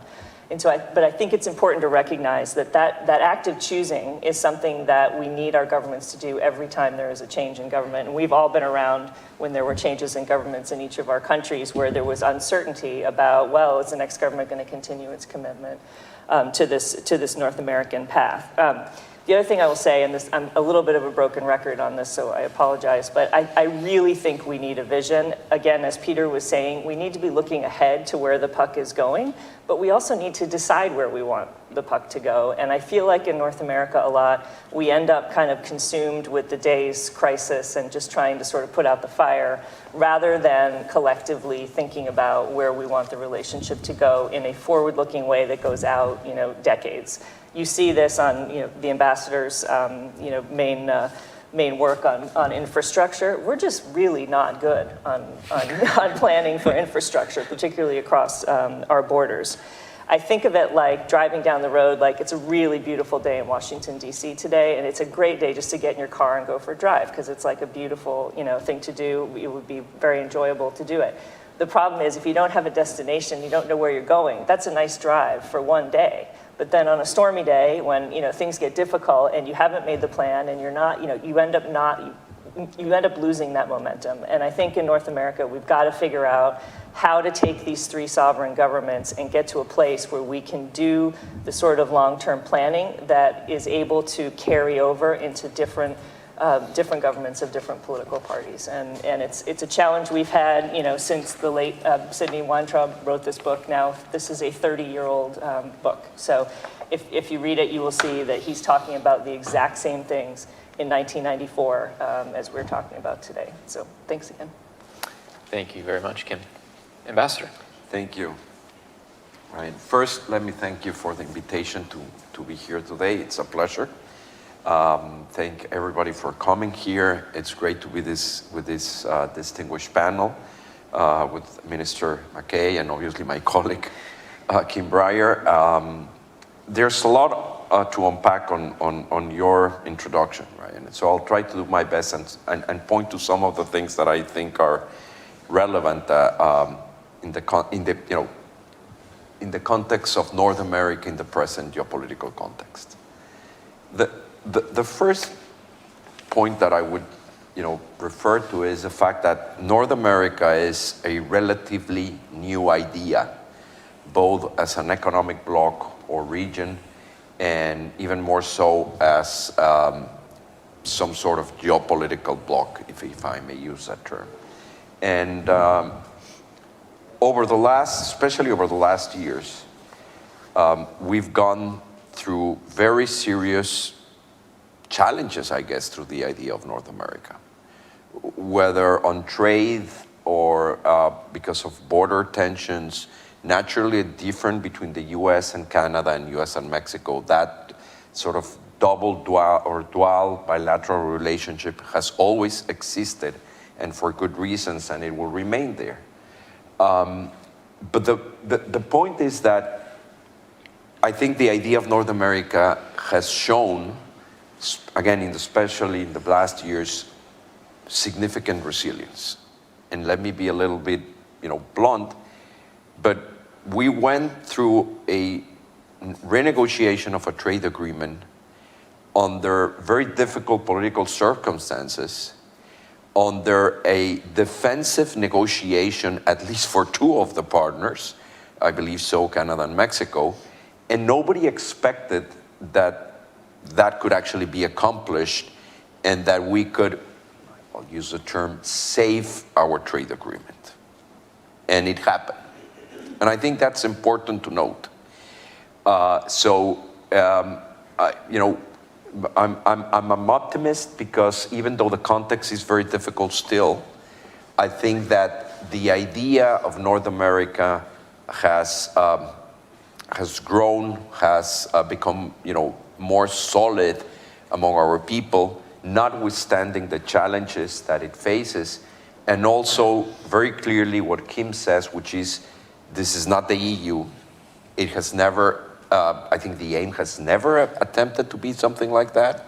It's a different type of arrangement, and I think so far it has worked pretty well for the three partners. Albeit its ups and downs. So the first point, resilient, and that's something, we have an asset there. The question, I think, is it going to be anything else in this new geopolitical context? Is it going to go beyond economic resilience?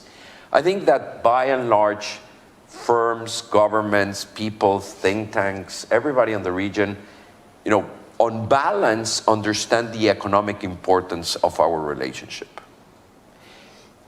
And I'm not sure if there's enough to go beyond that. I think there is, obviously, and in particular in this context. But I think that is not obvious to everybody in the three countries. That's my first point. The second one is, over the last 50 or 60 years, Mexico and the US have had its share of, interaction in complicated geopolitical contexts. Canada to some extent, although because for obvious reasons, the relationship, military to military, security-wise, hemispheric, it's much more I would say, sophisticated, advanced than the one that exists between Mexico and the United States. But the point is that this time around, Mexico went through let me use a reference, but Mexico went through we already went through a Cold War with the United States and managed to, we managed it pretty well, both sides, right? We found equilibriums and they worked. I think this time around is going to be a little bit different because this is the first, we are now facing a complex geopolitical context, but we're now at least supposedly called ourselves partners. In the 70s, in the 80s, the 60s, to the 90s, the US and Mexico, beyond the narrative, did not view each other as partners, and not even with Canada, So, and I think that's a difference, and it's important to think that's how it's going to play. And more importantly, because I think that nowadays countries are going to be trading not only because it's convenient, but they're going to be trading and doing business with countries that they can rely on security terms, and that they just feel comfortable in terms of some very basic values. And I think that is why it's going to be different. And I think that's important to take into account. An additional point is that, and Kim and I discuss often on that, which is the issue of institutions and visions. How important are institutions? And I fall on the side that they're more important. Kim rightly tells me that institutions are not good enough, are not just, they're not enough to get things going. I think it's true. I think institutions give us, they allow us to make basic follow-up better, and they allow us to maintain a relationship as the one we have in North America when things get rocky. And I think that's why they're important. But to her point is North America is not going to be anything else unless there's actually a shared vision between the heads of states and the leader of our countries. And I don't think we have that shared vision right now. And I think that's critical. So if we have the institutions to build our North American relationship, and we have imperfect institutions, but we have them, those won't be enough unless there's actually a shared vision of the heads of state, which I don't think it's there, at least right now. One point is in 2000 and 2001, 2, 3, 4, 5,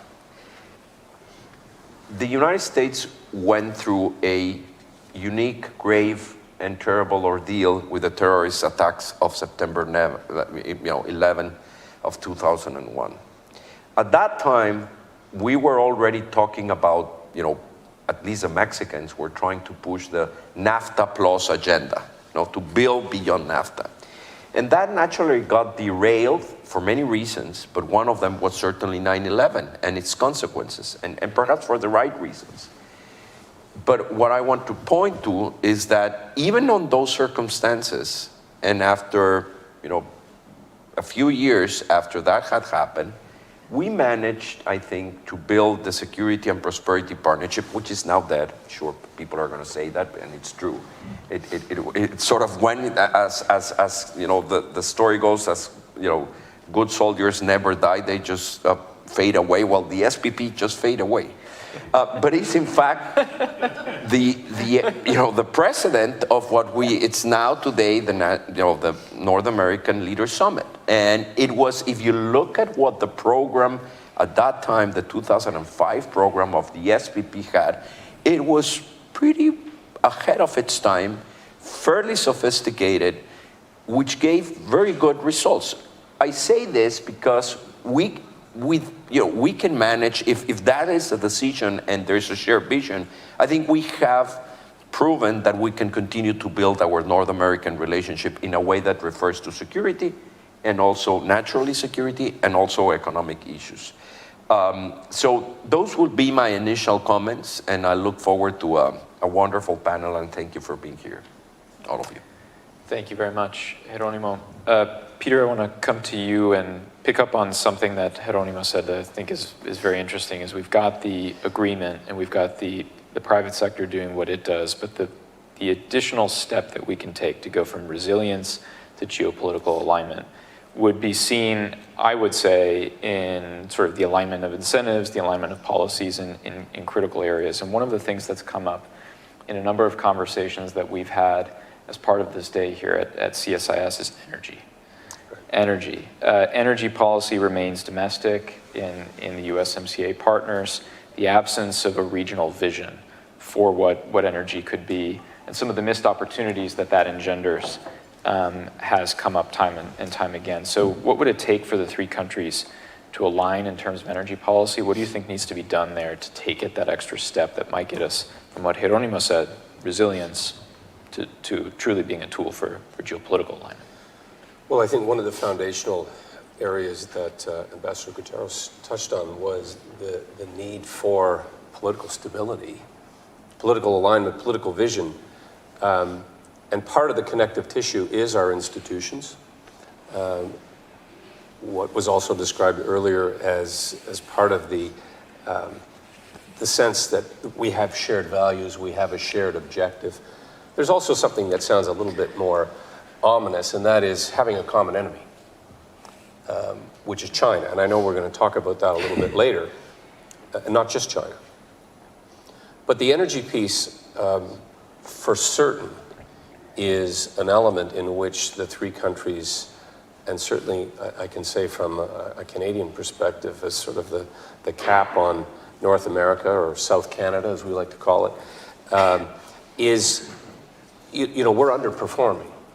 Well, we are blessed with the most God-given gifts when it comes to energy and critical minerals.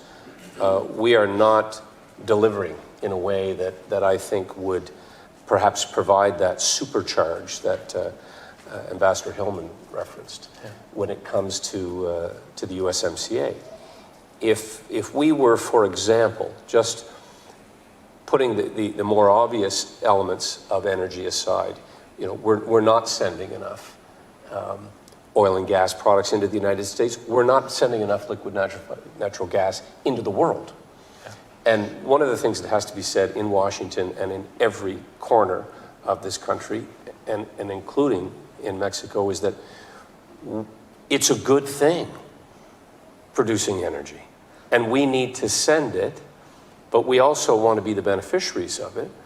And we're sending it right now in the form of jobs and subsidies to the United States of America.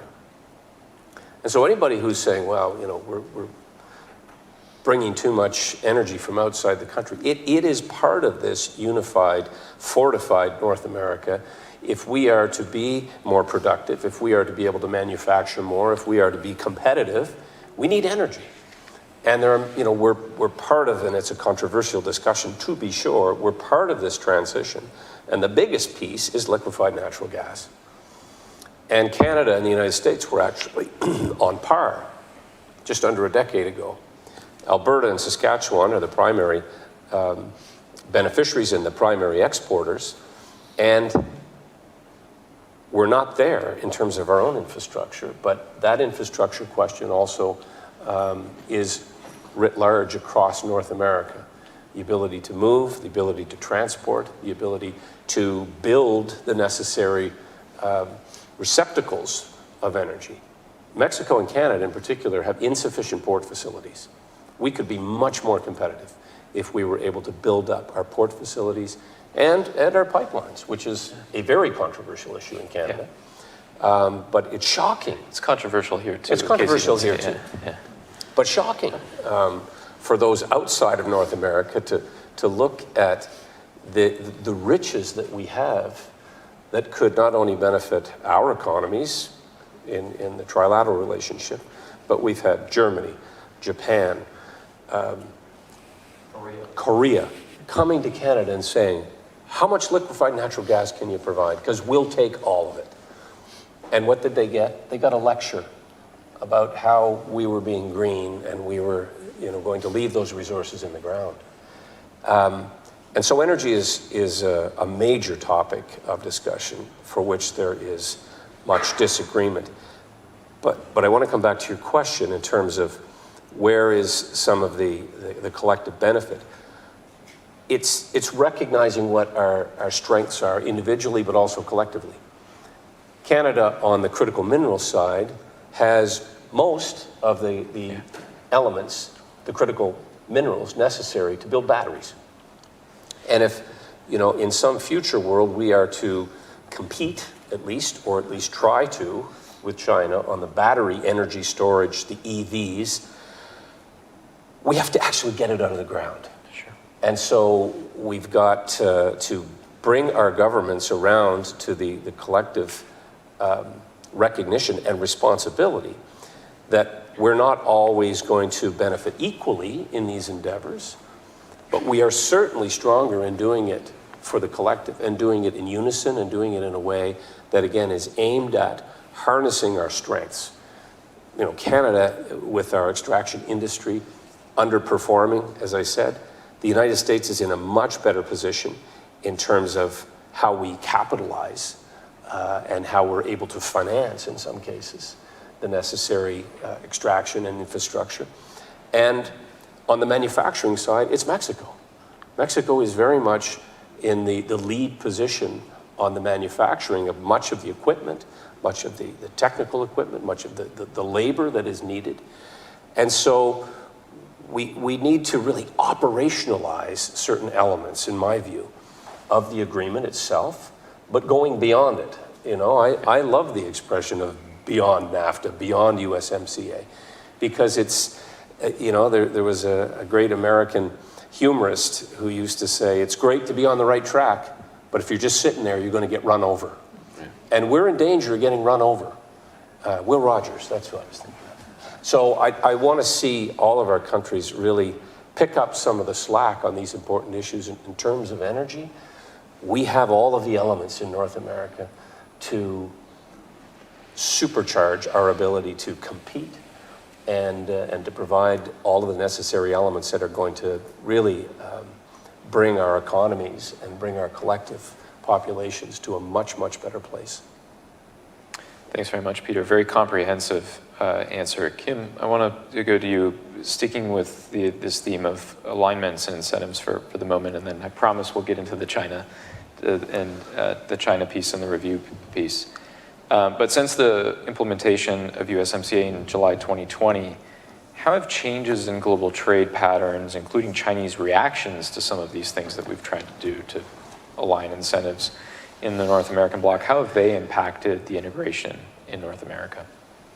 Yeah, it's a great question. I think part of the answer for me, we had this moment of signing and getting our respective Congresses and parliaments to ratify a new trade agreement right on the verge of the COVID pandemic. And that's one of the things that really, if we go back to sort of the beginning of USMCA, one of the things that really jumps out at me is how the three governments handled the pandemic and what we did. And the truth is, if I gave us a scorecard, I think we got like a C. We sort of did okay, but it really wasn't great. And for reasons that, I'll reference what I said at the top. We're three sovereign governments making sovereign choices. And so what happens to your supply chains when all of a sudden there's a pandemic, the likes of which we've never seen in our lifetimes, and three sovereign governments make three sovereign sets of choices? Well, you can imagine what happens. And, we certainly lived it, in our lives in the private sector now, where things were, in the U.S. deemed essential. Everyone was coming out with these lists of what was essential and what wasn't essential. Well, the thing in Mexico that was deemed essential in the U.S. was not essential in Mexico. And then there were parts of things that couldn't get across the border with Canada in either direction, between the U.S. and Canada. Like masks. Like masks, things that needed to get moved. And we just we stumbled a bit. And so, as tragic as the pandemic was for humanity, I do think, if there's any sort of silver lining from the situation, is that we learned a lot. We learned a lot about supply chains.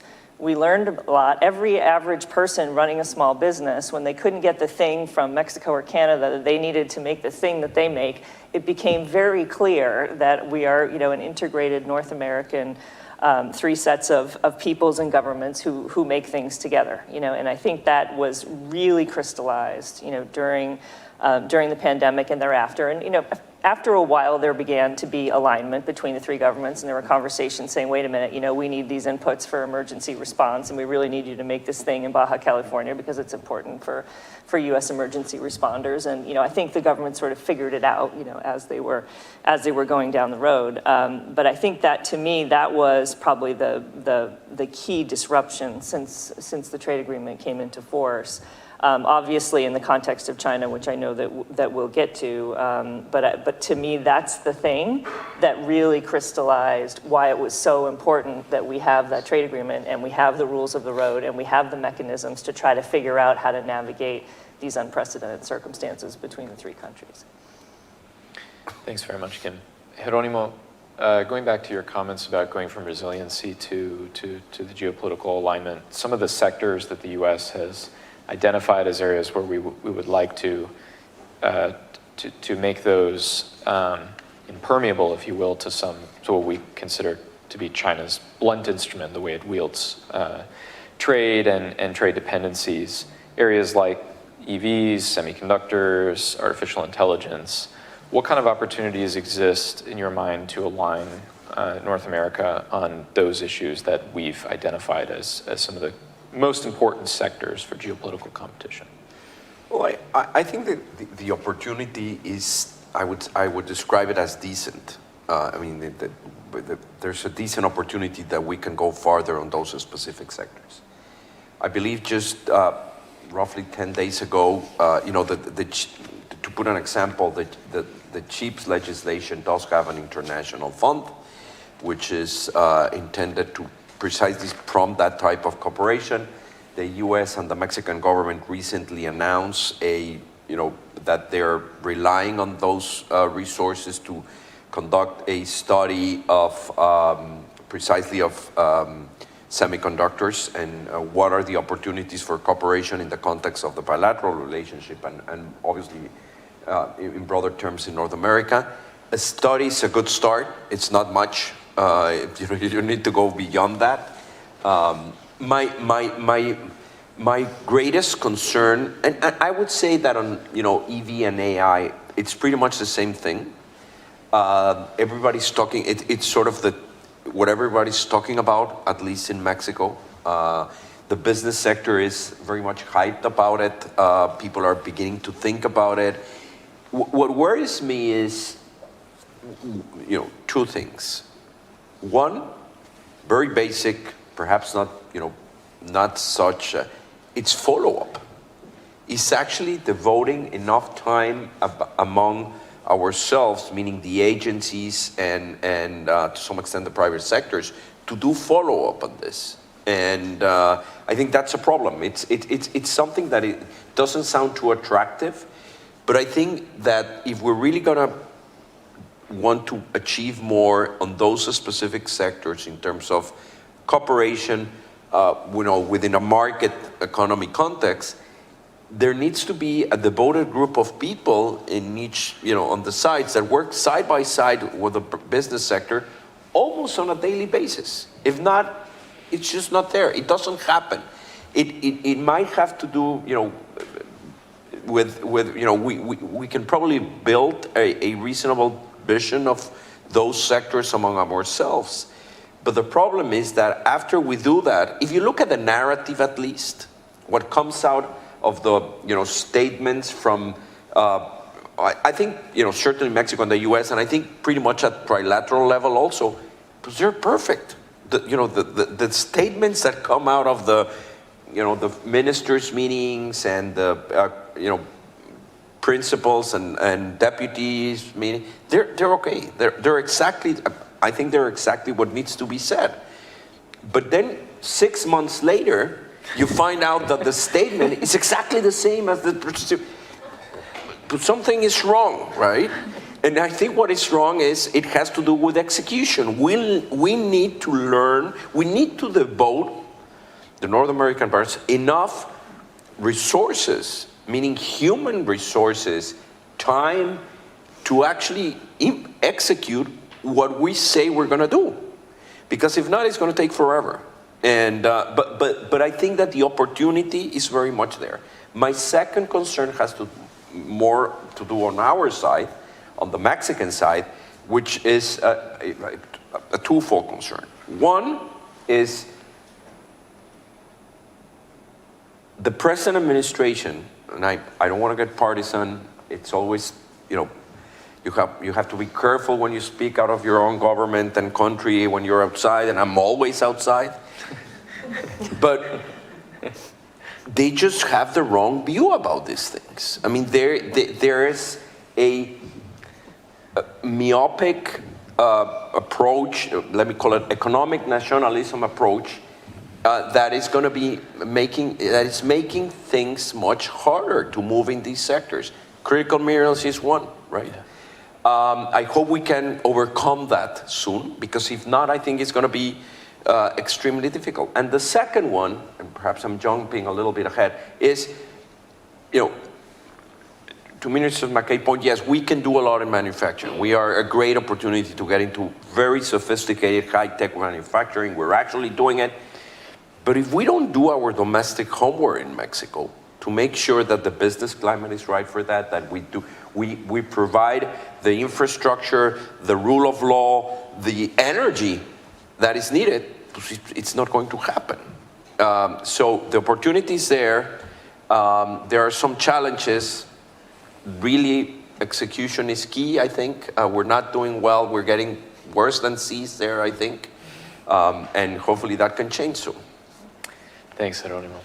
Let's talk about China and some of the nexus between China and geopolitical competition with China and the USMCA. And Peter, I want to ask you particularly to respond to, and I'm sure you've heard this before, this shouldn't come as a surprise to you, but there's a perception, I think, here in Washington that Canada just doesn't see it the same way that we do. It's not willing to sort of adopt some of the same language on China as we are about pacing threat, greatest security threat in the 21st century, great power competition, those multiple of those lenses.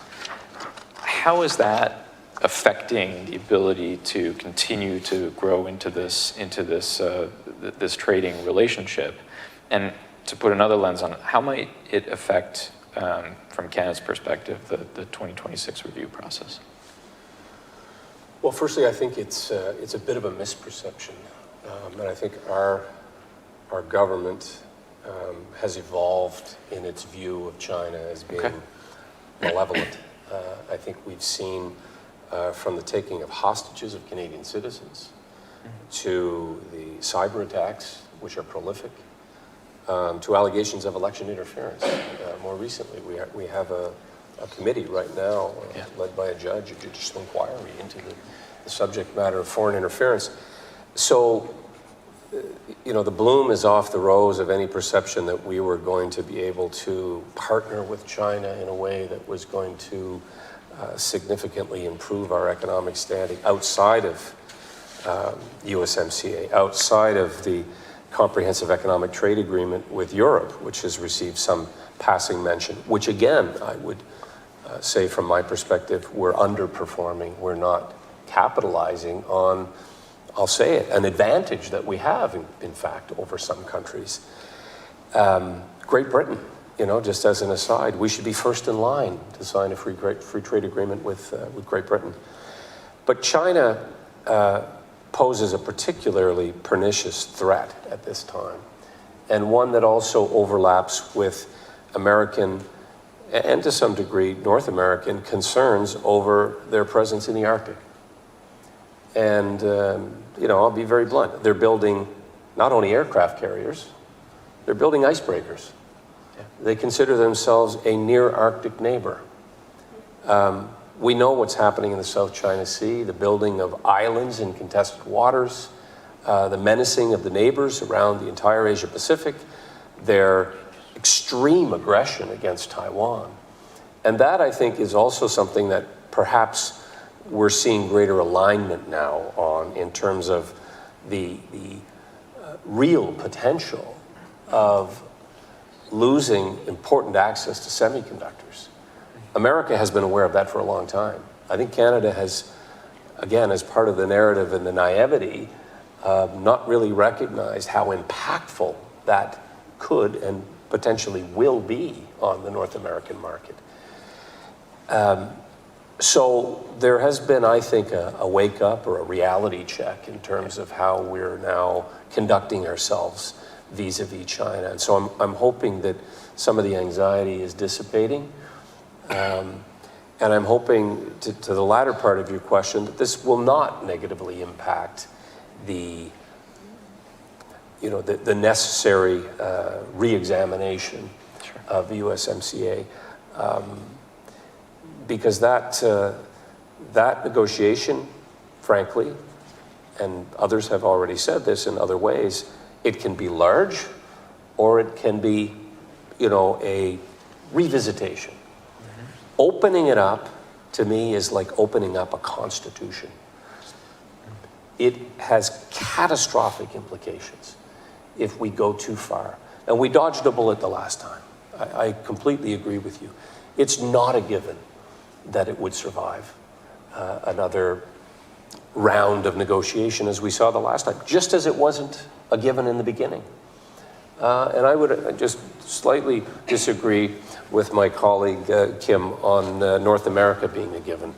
We actually fought a war. You had a Cold War with America? We had an actual running, gunning, shooting war where we burned the White House. So now, American troops came across the lake and they ransacked what was then York, now Toronto. Rumor has it they were looking for the Stanley Cup. Then, as now, you will not find the Stanley Cup in Toronto. I'm sorry for my American. You've been, every answer I think we've gotten a hockey man after my heart. Sorry about that. Kim, similar question to you. And this is good. It's good to have these conversations and show maybe some of the differences in perspective. So what do you think we can expect from the USMCA review process in 2026? And please comment on what the role of China is in that entire process, how you think it's going to play out. Yeah, I think it's a great question. I think North America is only inevitable for the private sector. For the governments, right. I have my questions, particularly about the Mexican side, as the ambassador put delicately. But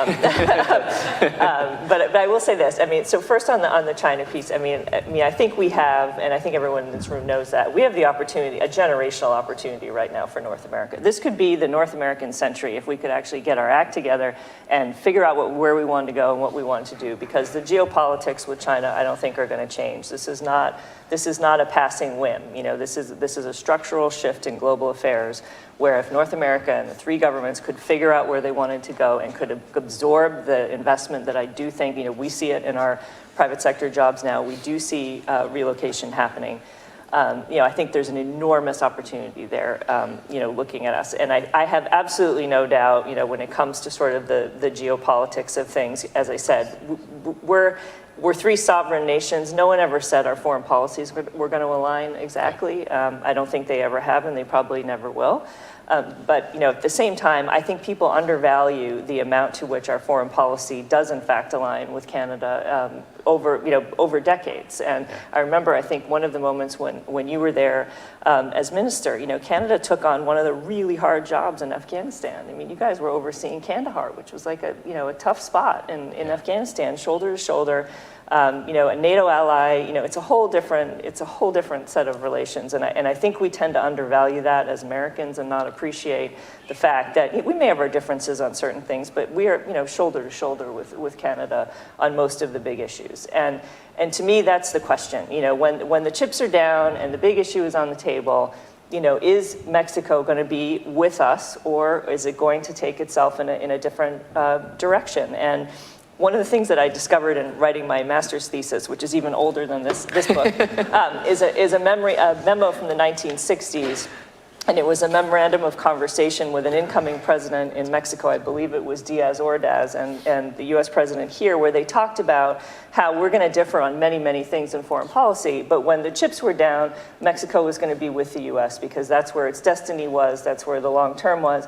And, that memo has sort of always stuck in my mind because, I see today, you look at the myriad of issues on the table globally, and the differences with Mexico are, I would say substantial and growing in terms of the list of issues. And the biggest of them, to some extent, is China.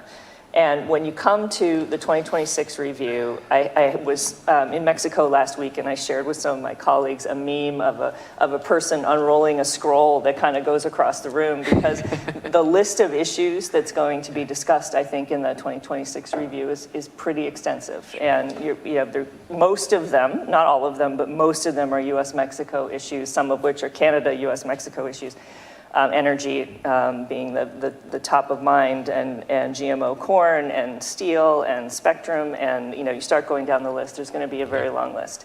But one of the things I think is going to end up on the agenda, no matter who wins in the US, no matter who wins in Canada, no matter who wins in Mexico, is what do we do about the fact that the Chinese are nearshoring too? The Chinese investment in Mexico is something that people in Congress have taken note of. And if you look at the trade agreement, you look what its intent was when, in all of those difficult times when it was being negotiated, the intent was to bolster North American content. Yep. That was the objective, right? And I think we're going to end up having a very vigorous debate about what that means for Chinese-owned manufacturing in Mexico. And I think that is going to end up being the issue of the 2026 review. And my advice to all three governments, if they ever were to ask me, would be to get the rest of this stuff, as soon as new governments are in place in the country, start taking these other things off the list as quickly as possible. Because if we go into the 2026 review with that scroll going all the way across the room of issues, it's going to be a very, very rough year. And I think it would be better to start now, fresh, particularly with new governments in the US and Mexico, or a Biden 2.0, just start taking those issues off the list and start paring it down so that we can focus on the big things that really matter and that are going to be, I think, challenging conversations, particularly on the issue of Chinese investment in Mexico. Okay. So get everything off the table before, as opposed to having the scroll be everything and China. Correct. Okay.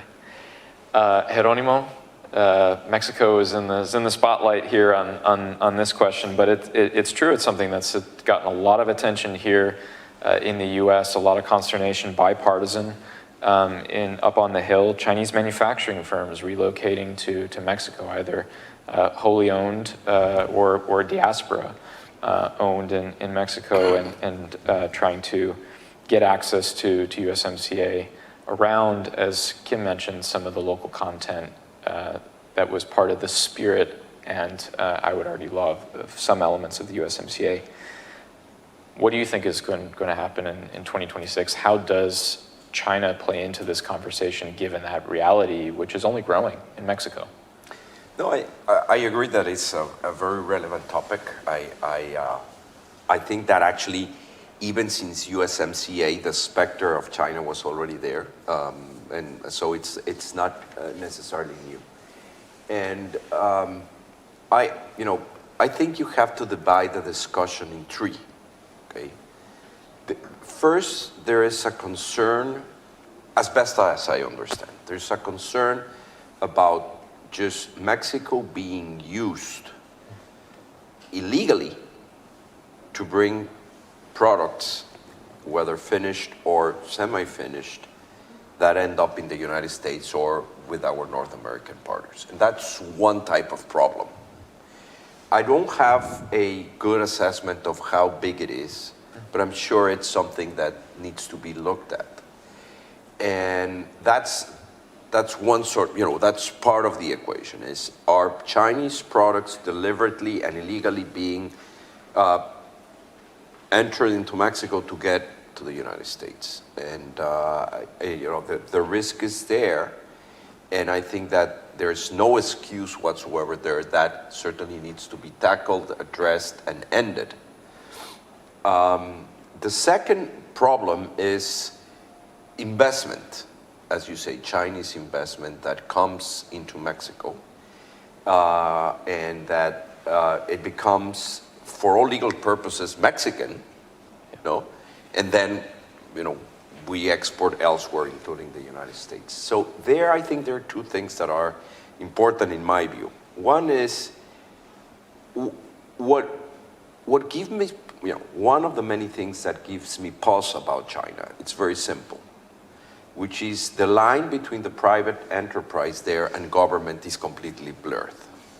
So you cannot treat it as any other investment. I don't think Mexico should treat it as any other investment, let alone what the US or Canada think, because that line is completely blurred. And therefore, we should be very careful about that specific topic. Recently, the Secretary of the Treasury was in Mexico, and she actually signed a memo with its counterpart that received little attention, but it's, in my view, a first of a kind, which was a MOU for further cooperation on investment security. I think that's not much has been said since that. I think we don't, at least I don't know what has evolved. But I think we can certainly work together, and I think that is in the interest of Mexico to look about, what investment is coming from China, and that's to make sure that concerns that are shared or not with the United States or our North American Trade Department are thoroughly looked at. Why? Because of the reason that I mentioned. It's firms, people, and firms trade. Government should not don't trade, right? And therefore, that's something of concern. Finally, I think that the third point that I want to make is, again, you have. I do think that for a long time, countries are going to be much more careful. That the 90s were the roaring 90s precisely because it was all about free trade regardless of anything else. And that's no longer the case, and perhaps for good reasons. So I think that Mexico and any other country, when it decides to trade and invest and receive investment, should make sure that there are additional considerations as value there. And I think that awareness in Mexico is about this is growing, and I completely share Kim's view that this is going to be, perhaps item number one in 2026, if not. Let me conclude with two comments. When I was Deputy Minister of Foreign Affairs, once I got called by the Deputy Foreign Minister of China, and I said, I didn't have to do anything to do with China. And he wanted to talk to me, and he wanted a meeting in Mexico. I said, sure, I don't know what exactly we're going to talk about, but sure, we'll talk about it. And his interest was learning about Mexico's political transition, and very specifically about the political and economic transition and the rhythms and the pace of both of them. Mm-hmm. To me, it became very clear that China did not intend to open politically, and perhaps we're worried of going the way of economically. Mexico. For academic reasons, I deeply believe that those two go hand in hand, at least in the medium and long term. And I have to be distrustful of, a government that, is trying to approach through information campaigns to tap into other countries' population by means that are actually forbidden to use by their own population. That needs to give you concern, period. No other question asked. So let me go to the solution, or part of the solution. NACA, which is the North American Customs Agency. Okay. I think that a next natural step in North America is to slowly, carefully build a North American Customs Agency that will, and I think part of it'll help us address many of the issues that we have concerns. I think that it naturally needs to go slow. But again, to the issue of our ports, of our shared borders, of the type of procedures that we want to have in our own borders, of being able to share information and intelligence in a way that it's much more agile, careful about anything that is coming on to North America and out of North America, I think that's the solution. And it'll take time, but I think that the idea deserves some merit. Okay, Naka. Coming back as well to the argument about institutions that was had earlier. I promised a robust period of time in this event for Q&A. Again, just a reminder, the QR codes are to the side of me. If you've got a question, go ahead and snap a photo of it, input your question, and we'll be able to read it. Henry, our research associate, is in the back of the room. Go ahead with the first question. Thank you, Ryan. Our first question asks, how can the benefits of CHIPS and IRA be extended to the North American partners? Is there political and policy space for a North American industrial policy? And what role do governments need to play, and what institutions do we need to build to make this happen? So is there such thing as a North American industrial policy? Who wants to take that one?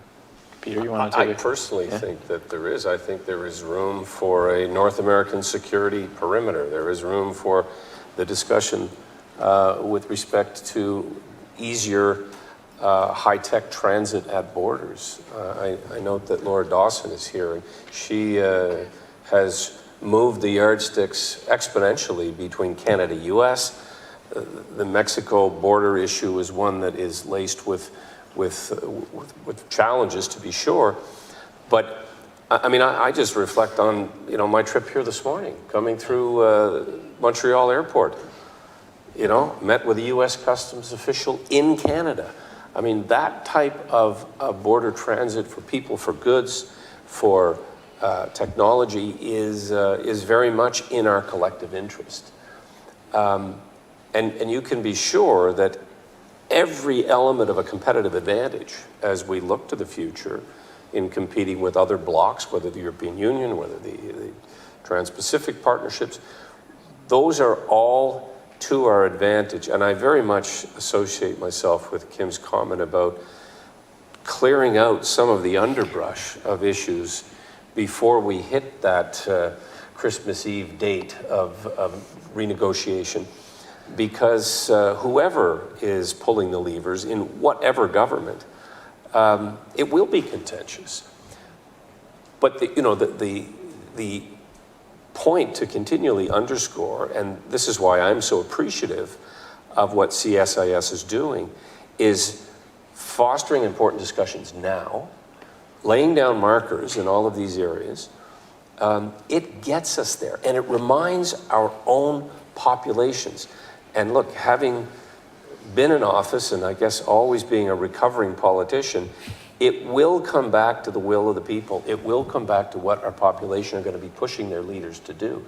The vision piece is hard to quantify, but you can be sure that they're going to respond to trade unions, to industry spokespersons, and part of the greasing of the skids, if you will, to ensuring we get the right outcome after 2026 is also deconstructing myths around China dumping steel in Mexico or Canada or our aluminum. There's all kinds of examples where the mythology has overtaken the facts that at a state and provincial level they know, but the federal government or certain political agendas get in the way.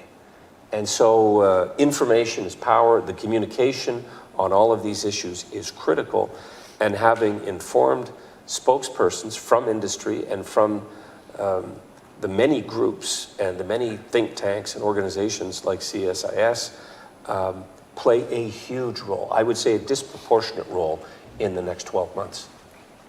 Thanks very much, Peter. Would either of you like to comment on a North American industrial policy? No? Let's move to the second question, Henry. The second question asks, building on Ambassador Gutierrez's point about initiatives that faded or evolved, The FTAA has faded, and now we have the America's Partnership for Economic Prosperity. What is its future, and how can the Pacific Alliance play a role? Interesting question. I'm looking at you, Kim, to see if you want to talk about APEP and. Yes, okay. You've been in the position where you've been asked to think about economic initiatives that can, APEP is not your initiative, I'm not saying that, but you've been in a position where you've thought about economic offers to the region, initiatives, and so on. What's the future of APEP? Yeah, these are great questions. I mean, the first thing I would say is that, first of all, the Americas Act, for those who are not familiar, is a bill that's been, presented in the Congress. It's a pretty comprehensive bill that contains all different types of provisions that would have a docking mechanism for countries to join USMCA. It would have particular things for Uruguay and Ecuador, who were mentioned earlier. It has particular things for the Development Finance Corporation. So it's got a lot of things that in it. And I think the first thing, there's sort of a broader, to Geronimo's point, institutional question here, which is, we all three were involved in the Security and Prosperity Partnership under Prime Minister Harper and President Bush and President Fox, and we all have the sort of wounds from seeing that not survive. It survived the transition in Canada, it survived the transition in Mexico, it didn't survive the transition in the United States, because when President Obama came in, he decided to throw it out, and then they took 2 years to start the North American Leaders Summit, which was basically the same thing with a different name, but then we lost 2 years in the process. So, so we all have, and so I think the benefit of something like the Americas Act is that it's coming from the Congress. And I think that initiative is extremely important so that we avoid this idea of having to reinvent the wheel every time a new government comes in. And more broadly for the Americas, our partners throughout Latin America and the Caribbean sort of feel the same way. In the administration I was in, we had America Crece, which was a Development Finance Corporation initiative that had all different sorts of elements to it. That sort of went away, and the Biden administration came in and started APEP, and as I heard some colleagues say on the previous panel, no one's really quite sure what the benefit of APEP is if it doesn't have market access. And so, I think we're kind of like giving our allies whiplash, and so the idea of having something legislated, I very much think is the right thing to do. Whether it's the perfect constellation of things is up for the Congress to decide, but I will say I think the idea of having something that recognizes the importance of the Americas, recognizes that there are many things that bind us together, and recognizes that we need to find a way to stitch up the various trade agreements that we have. The United States doesn't have as many trade agreements as Mexico and Canada, but we do have agreements with 20 countries. 11 of them are in the Western Hemisphere. And those things are not necessarily harmonized and stitched up among themselves. And so I do think there is space to figure out creative arrangements. And I think we also need to figure out what we are bringing, if we're no longer in a world where either party in the United States wants to talk about, we can't even say the word, free trade. If we don't want to talk about it that way anymore, what are the creative ways that we're going to work with new partners in the region with whom we do not have trade agreements, like Ecuador and Uruguay? I bet Argentina would be delighted to have conversations today about deepening, economic ties. So I think we need to come up with those answers, and I think the Americas Act is a good way, a good starting point for that discussion. And I think it's important, again, that it be, that discussion include the Congress, and if it can be legislated, all the better, because then we avoid the sort of the back and forth between different administrations when something's actually legislated and on the books. So I think it's overdue, it's necessary. Whether I'm optimistic that we'll actually get, to something like that right now, it's sort of hard for me to see it in the near term. I think we'll get there. As they say about Americans, we always do the right thing when it's the last remaining option. So I think we'll get there eventually. But I think, for the moment, I think the fact that we're having that conversation and thinking about those creative arrangements is a good thing. Yeah, the Winston Churchill point about us having to do all the wrong things first before getting to the right one.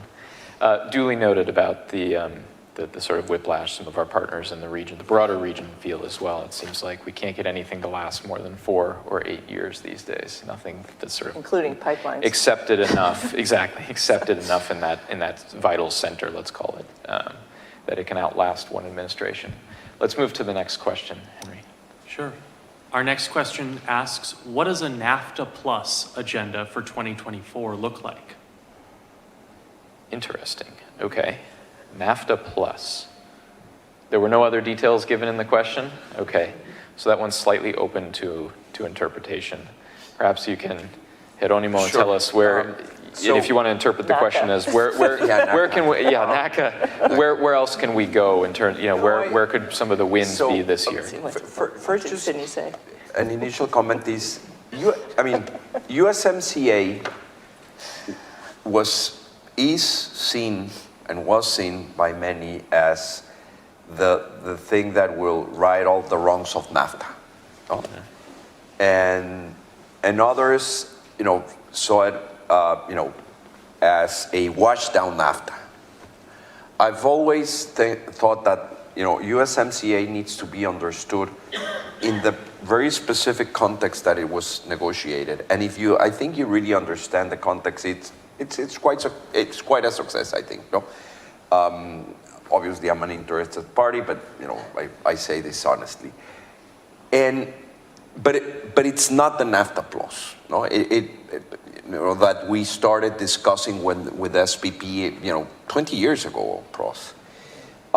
It's a good base.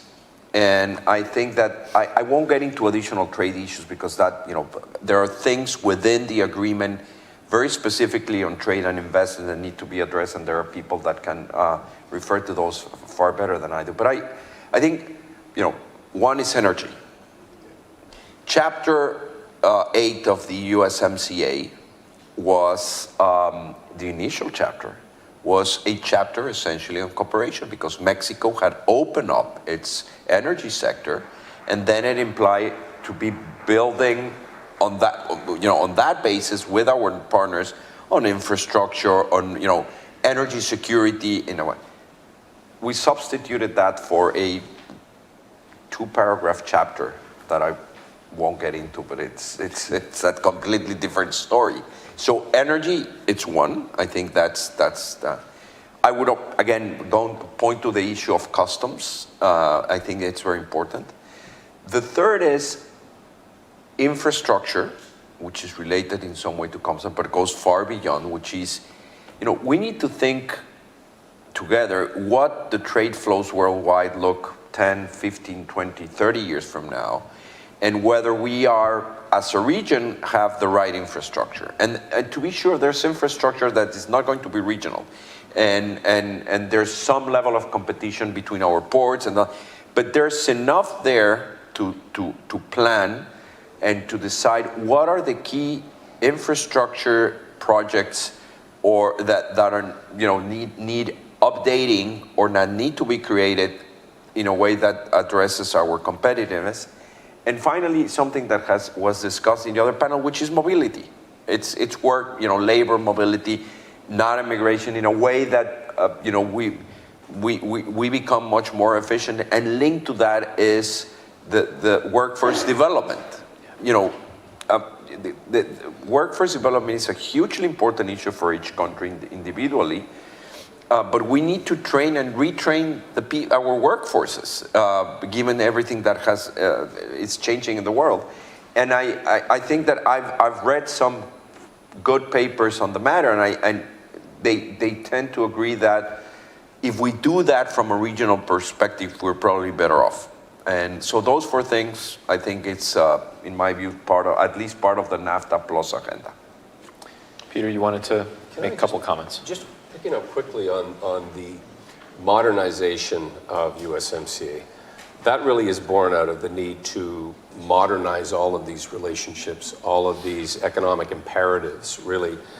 And the energy piece, I think, is near, if not at the top of the list, because that is going to be really the impetus for economic growth, increased manufacturing, keeping pace with competitors. The electrification of the grid, which was mentioned, is a big part of our collective climate commitments. So I think that's also woven into this renegotiation, is how do we come up with a North American climate approach or a policy?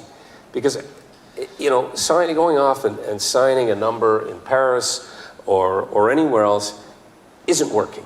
We're not going to hit those targets.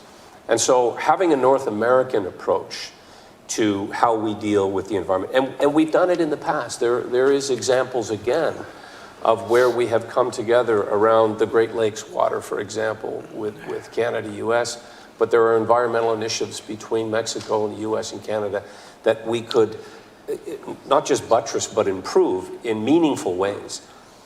And the other overlay is security itself. And it has always sort of been confusing, quite frankly, for me when I was at the Department of National Defense, that Mexico had 3 different defense departments, as opposed to the unification that we see in our own collective defense. And Canada has, and US have NORAD.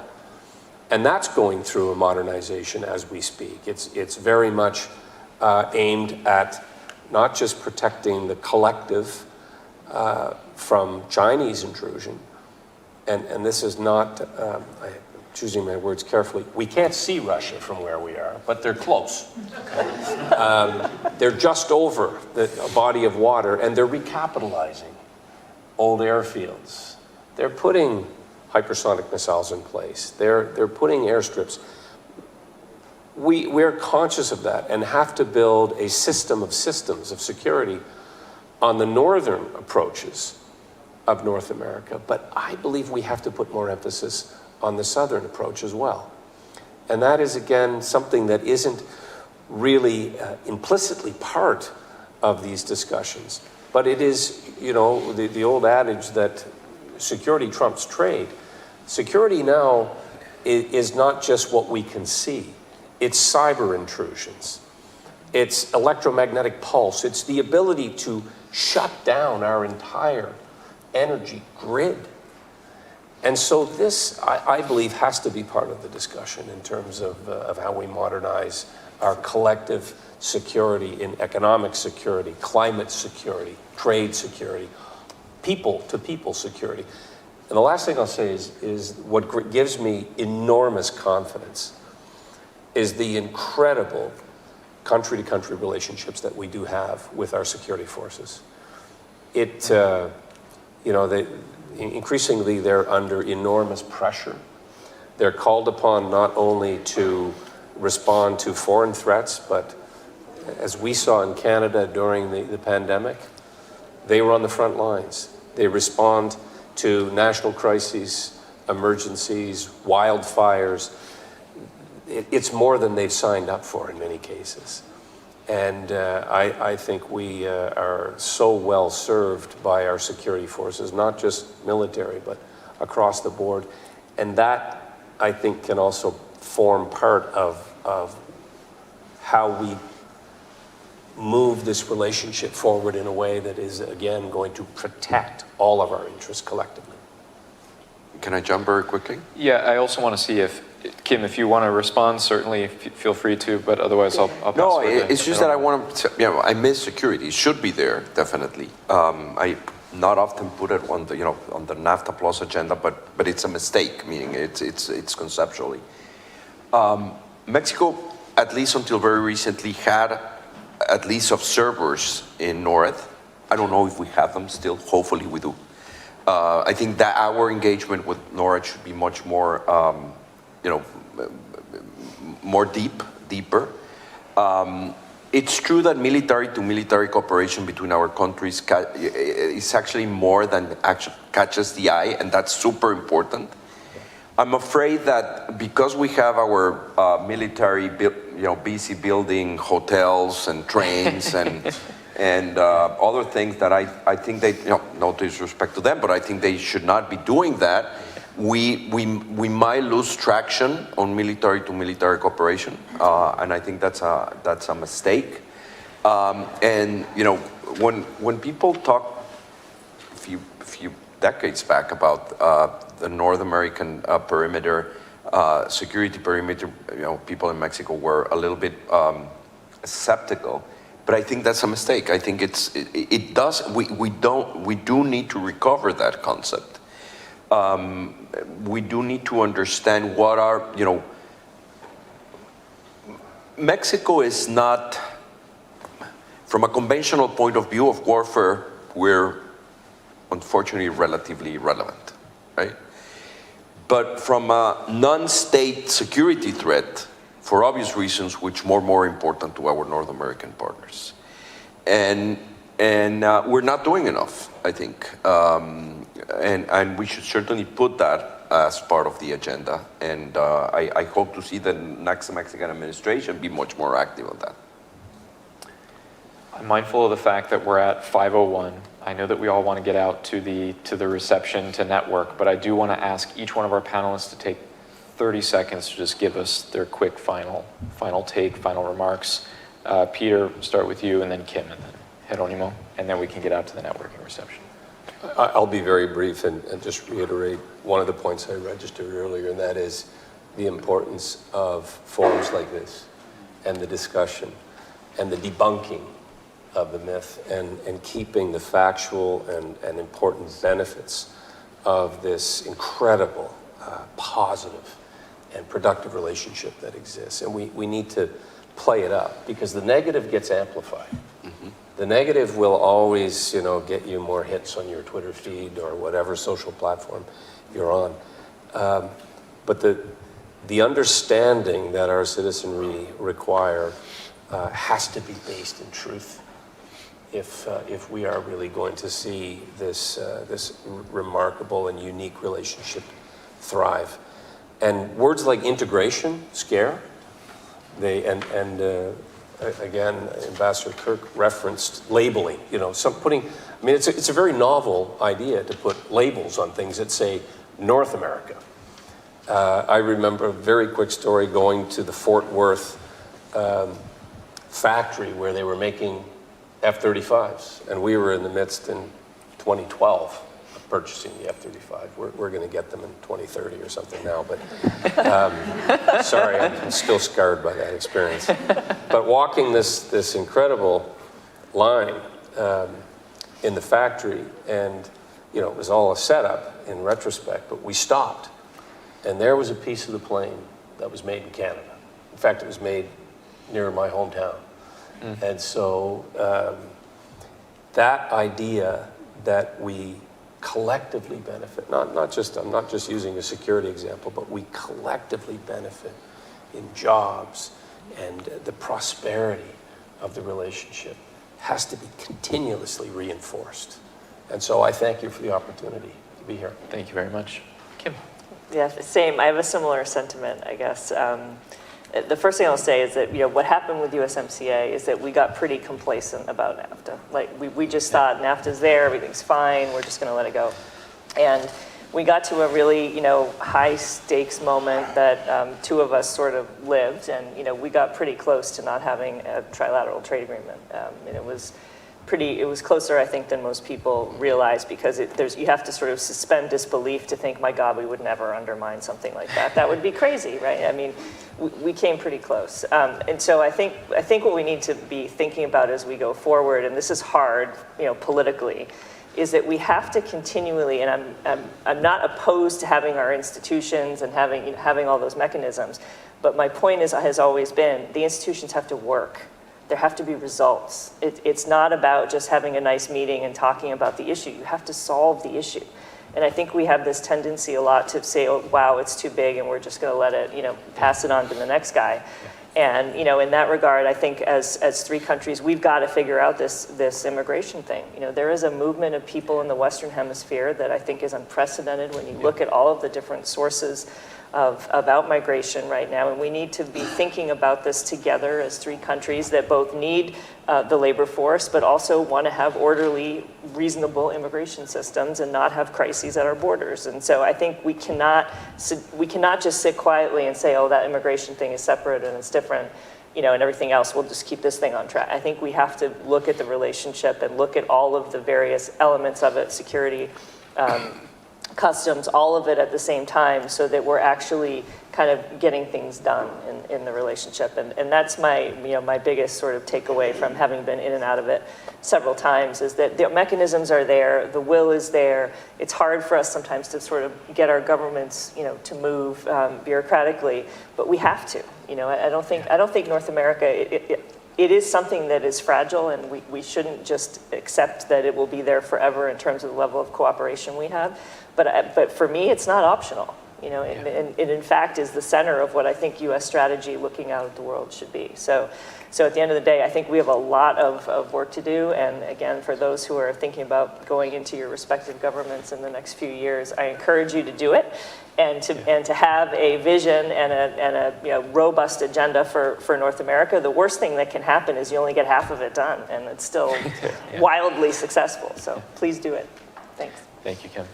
Thank you, Ryan. Just two comments. One, to echo what Minister Mackay said. Thank you for putting the markers on the discussions. I think it's extremely important. If we don't have this type of discussions and try to help, you know, frame the debate in the right sense of the word, you know, help frame the debate, I think everything is more difficult. So, and we do need to have, you know, common understanding about what the truth is of North America. I think it's extremely important. And the other one is, and it's very much related, we don't have enough data about what North Americans think about North America. And, you know, and I think that's something that needs to be worked out. There were some polls conducted in the, you know, the first decade of the century, but we don't have a consistent polling of what Mexican Americans, Canadians think about North America and how do they view the issues and how do those change. I mean, we have a lot of information, a lot of polls on North American issues, but they're from different sources with different methodology. I think it will be extremely useful to have that in the future. And it, you know, obviously you need money and you need resources, and you need time. But we need to understand better what the people think of you know, actually of North America. And I think that will be valuable. And final note, we have the World Cup soon. That, you know, might give us some you know, recreational excuse to work even farther together. We might even qualify. So I think that's coming, and public diplomacy voice, that might be helpful. Thank you very much. This has been an enlightening discussion. It's been a terrific day of discussions around the USMCA, looking at it from various angles. Quick thank you to our partners in the Canadian Chamber. Thanks for coming down on this trip. It was more than just a trip to nicer weather from Ottawa, but hopefully filled with plenty of good discussions that will leave you thinking about the future and the criticality of this agreement. Please join me in giving a very strong round of applause for Jerónimo Gutierrez, Kim Breyer, and Peter MacKay. Thanks very much. We invite you all to join us in the atrium here at CSIS, where we'll have a networking reception for the next 2 hours. Thanks to our Thanks very moderators. much.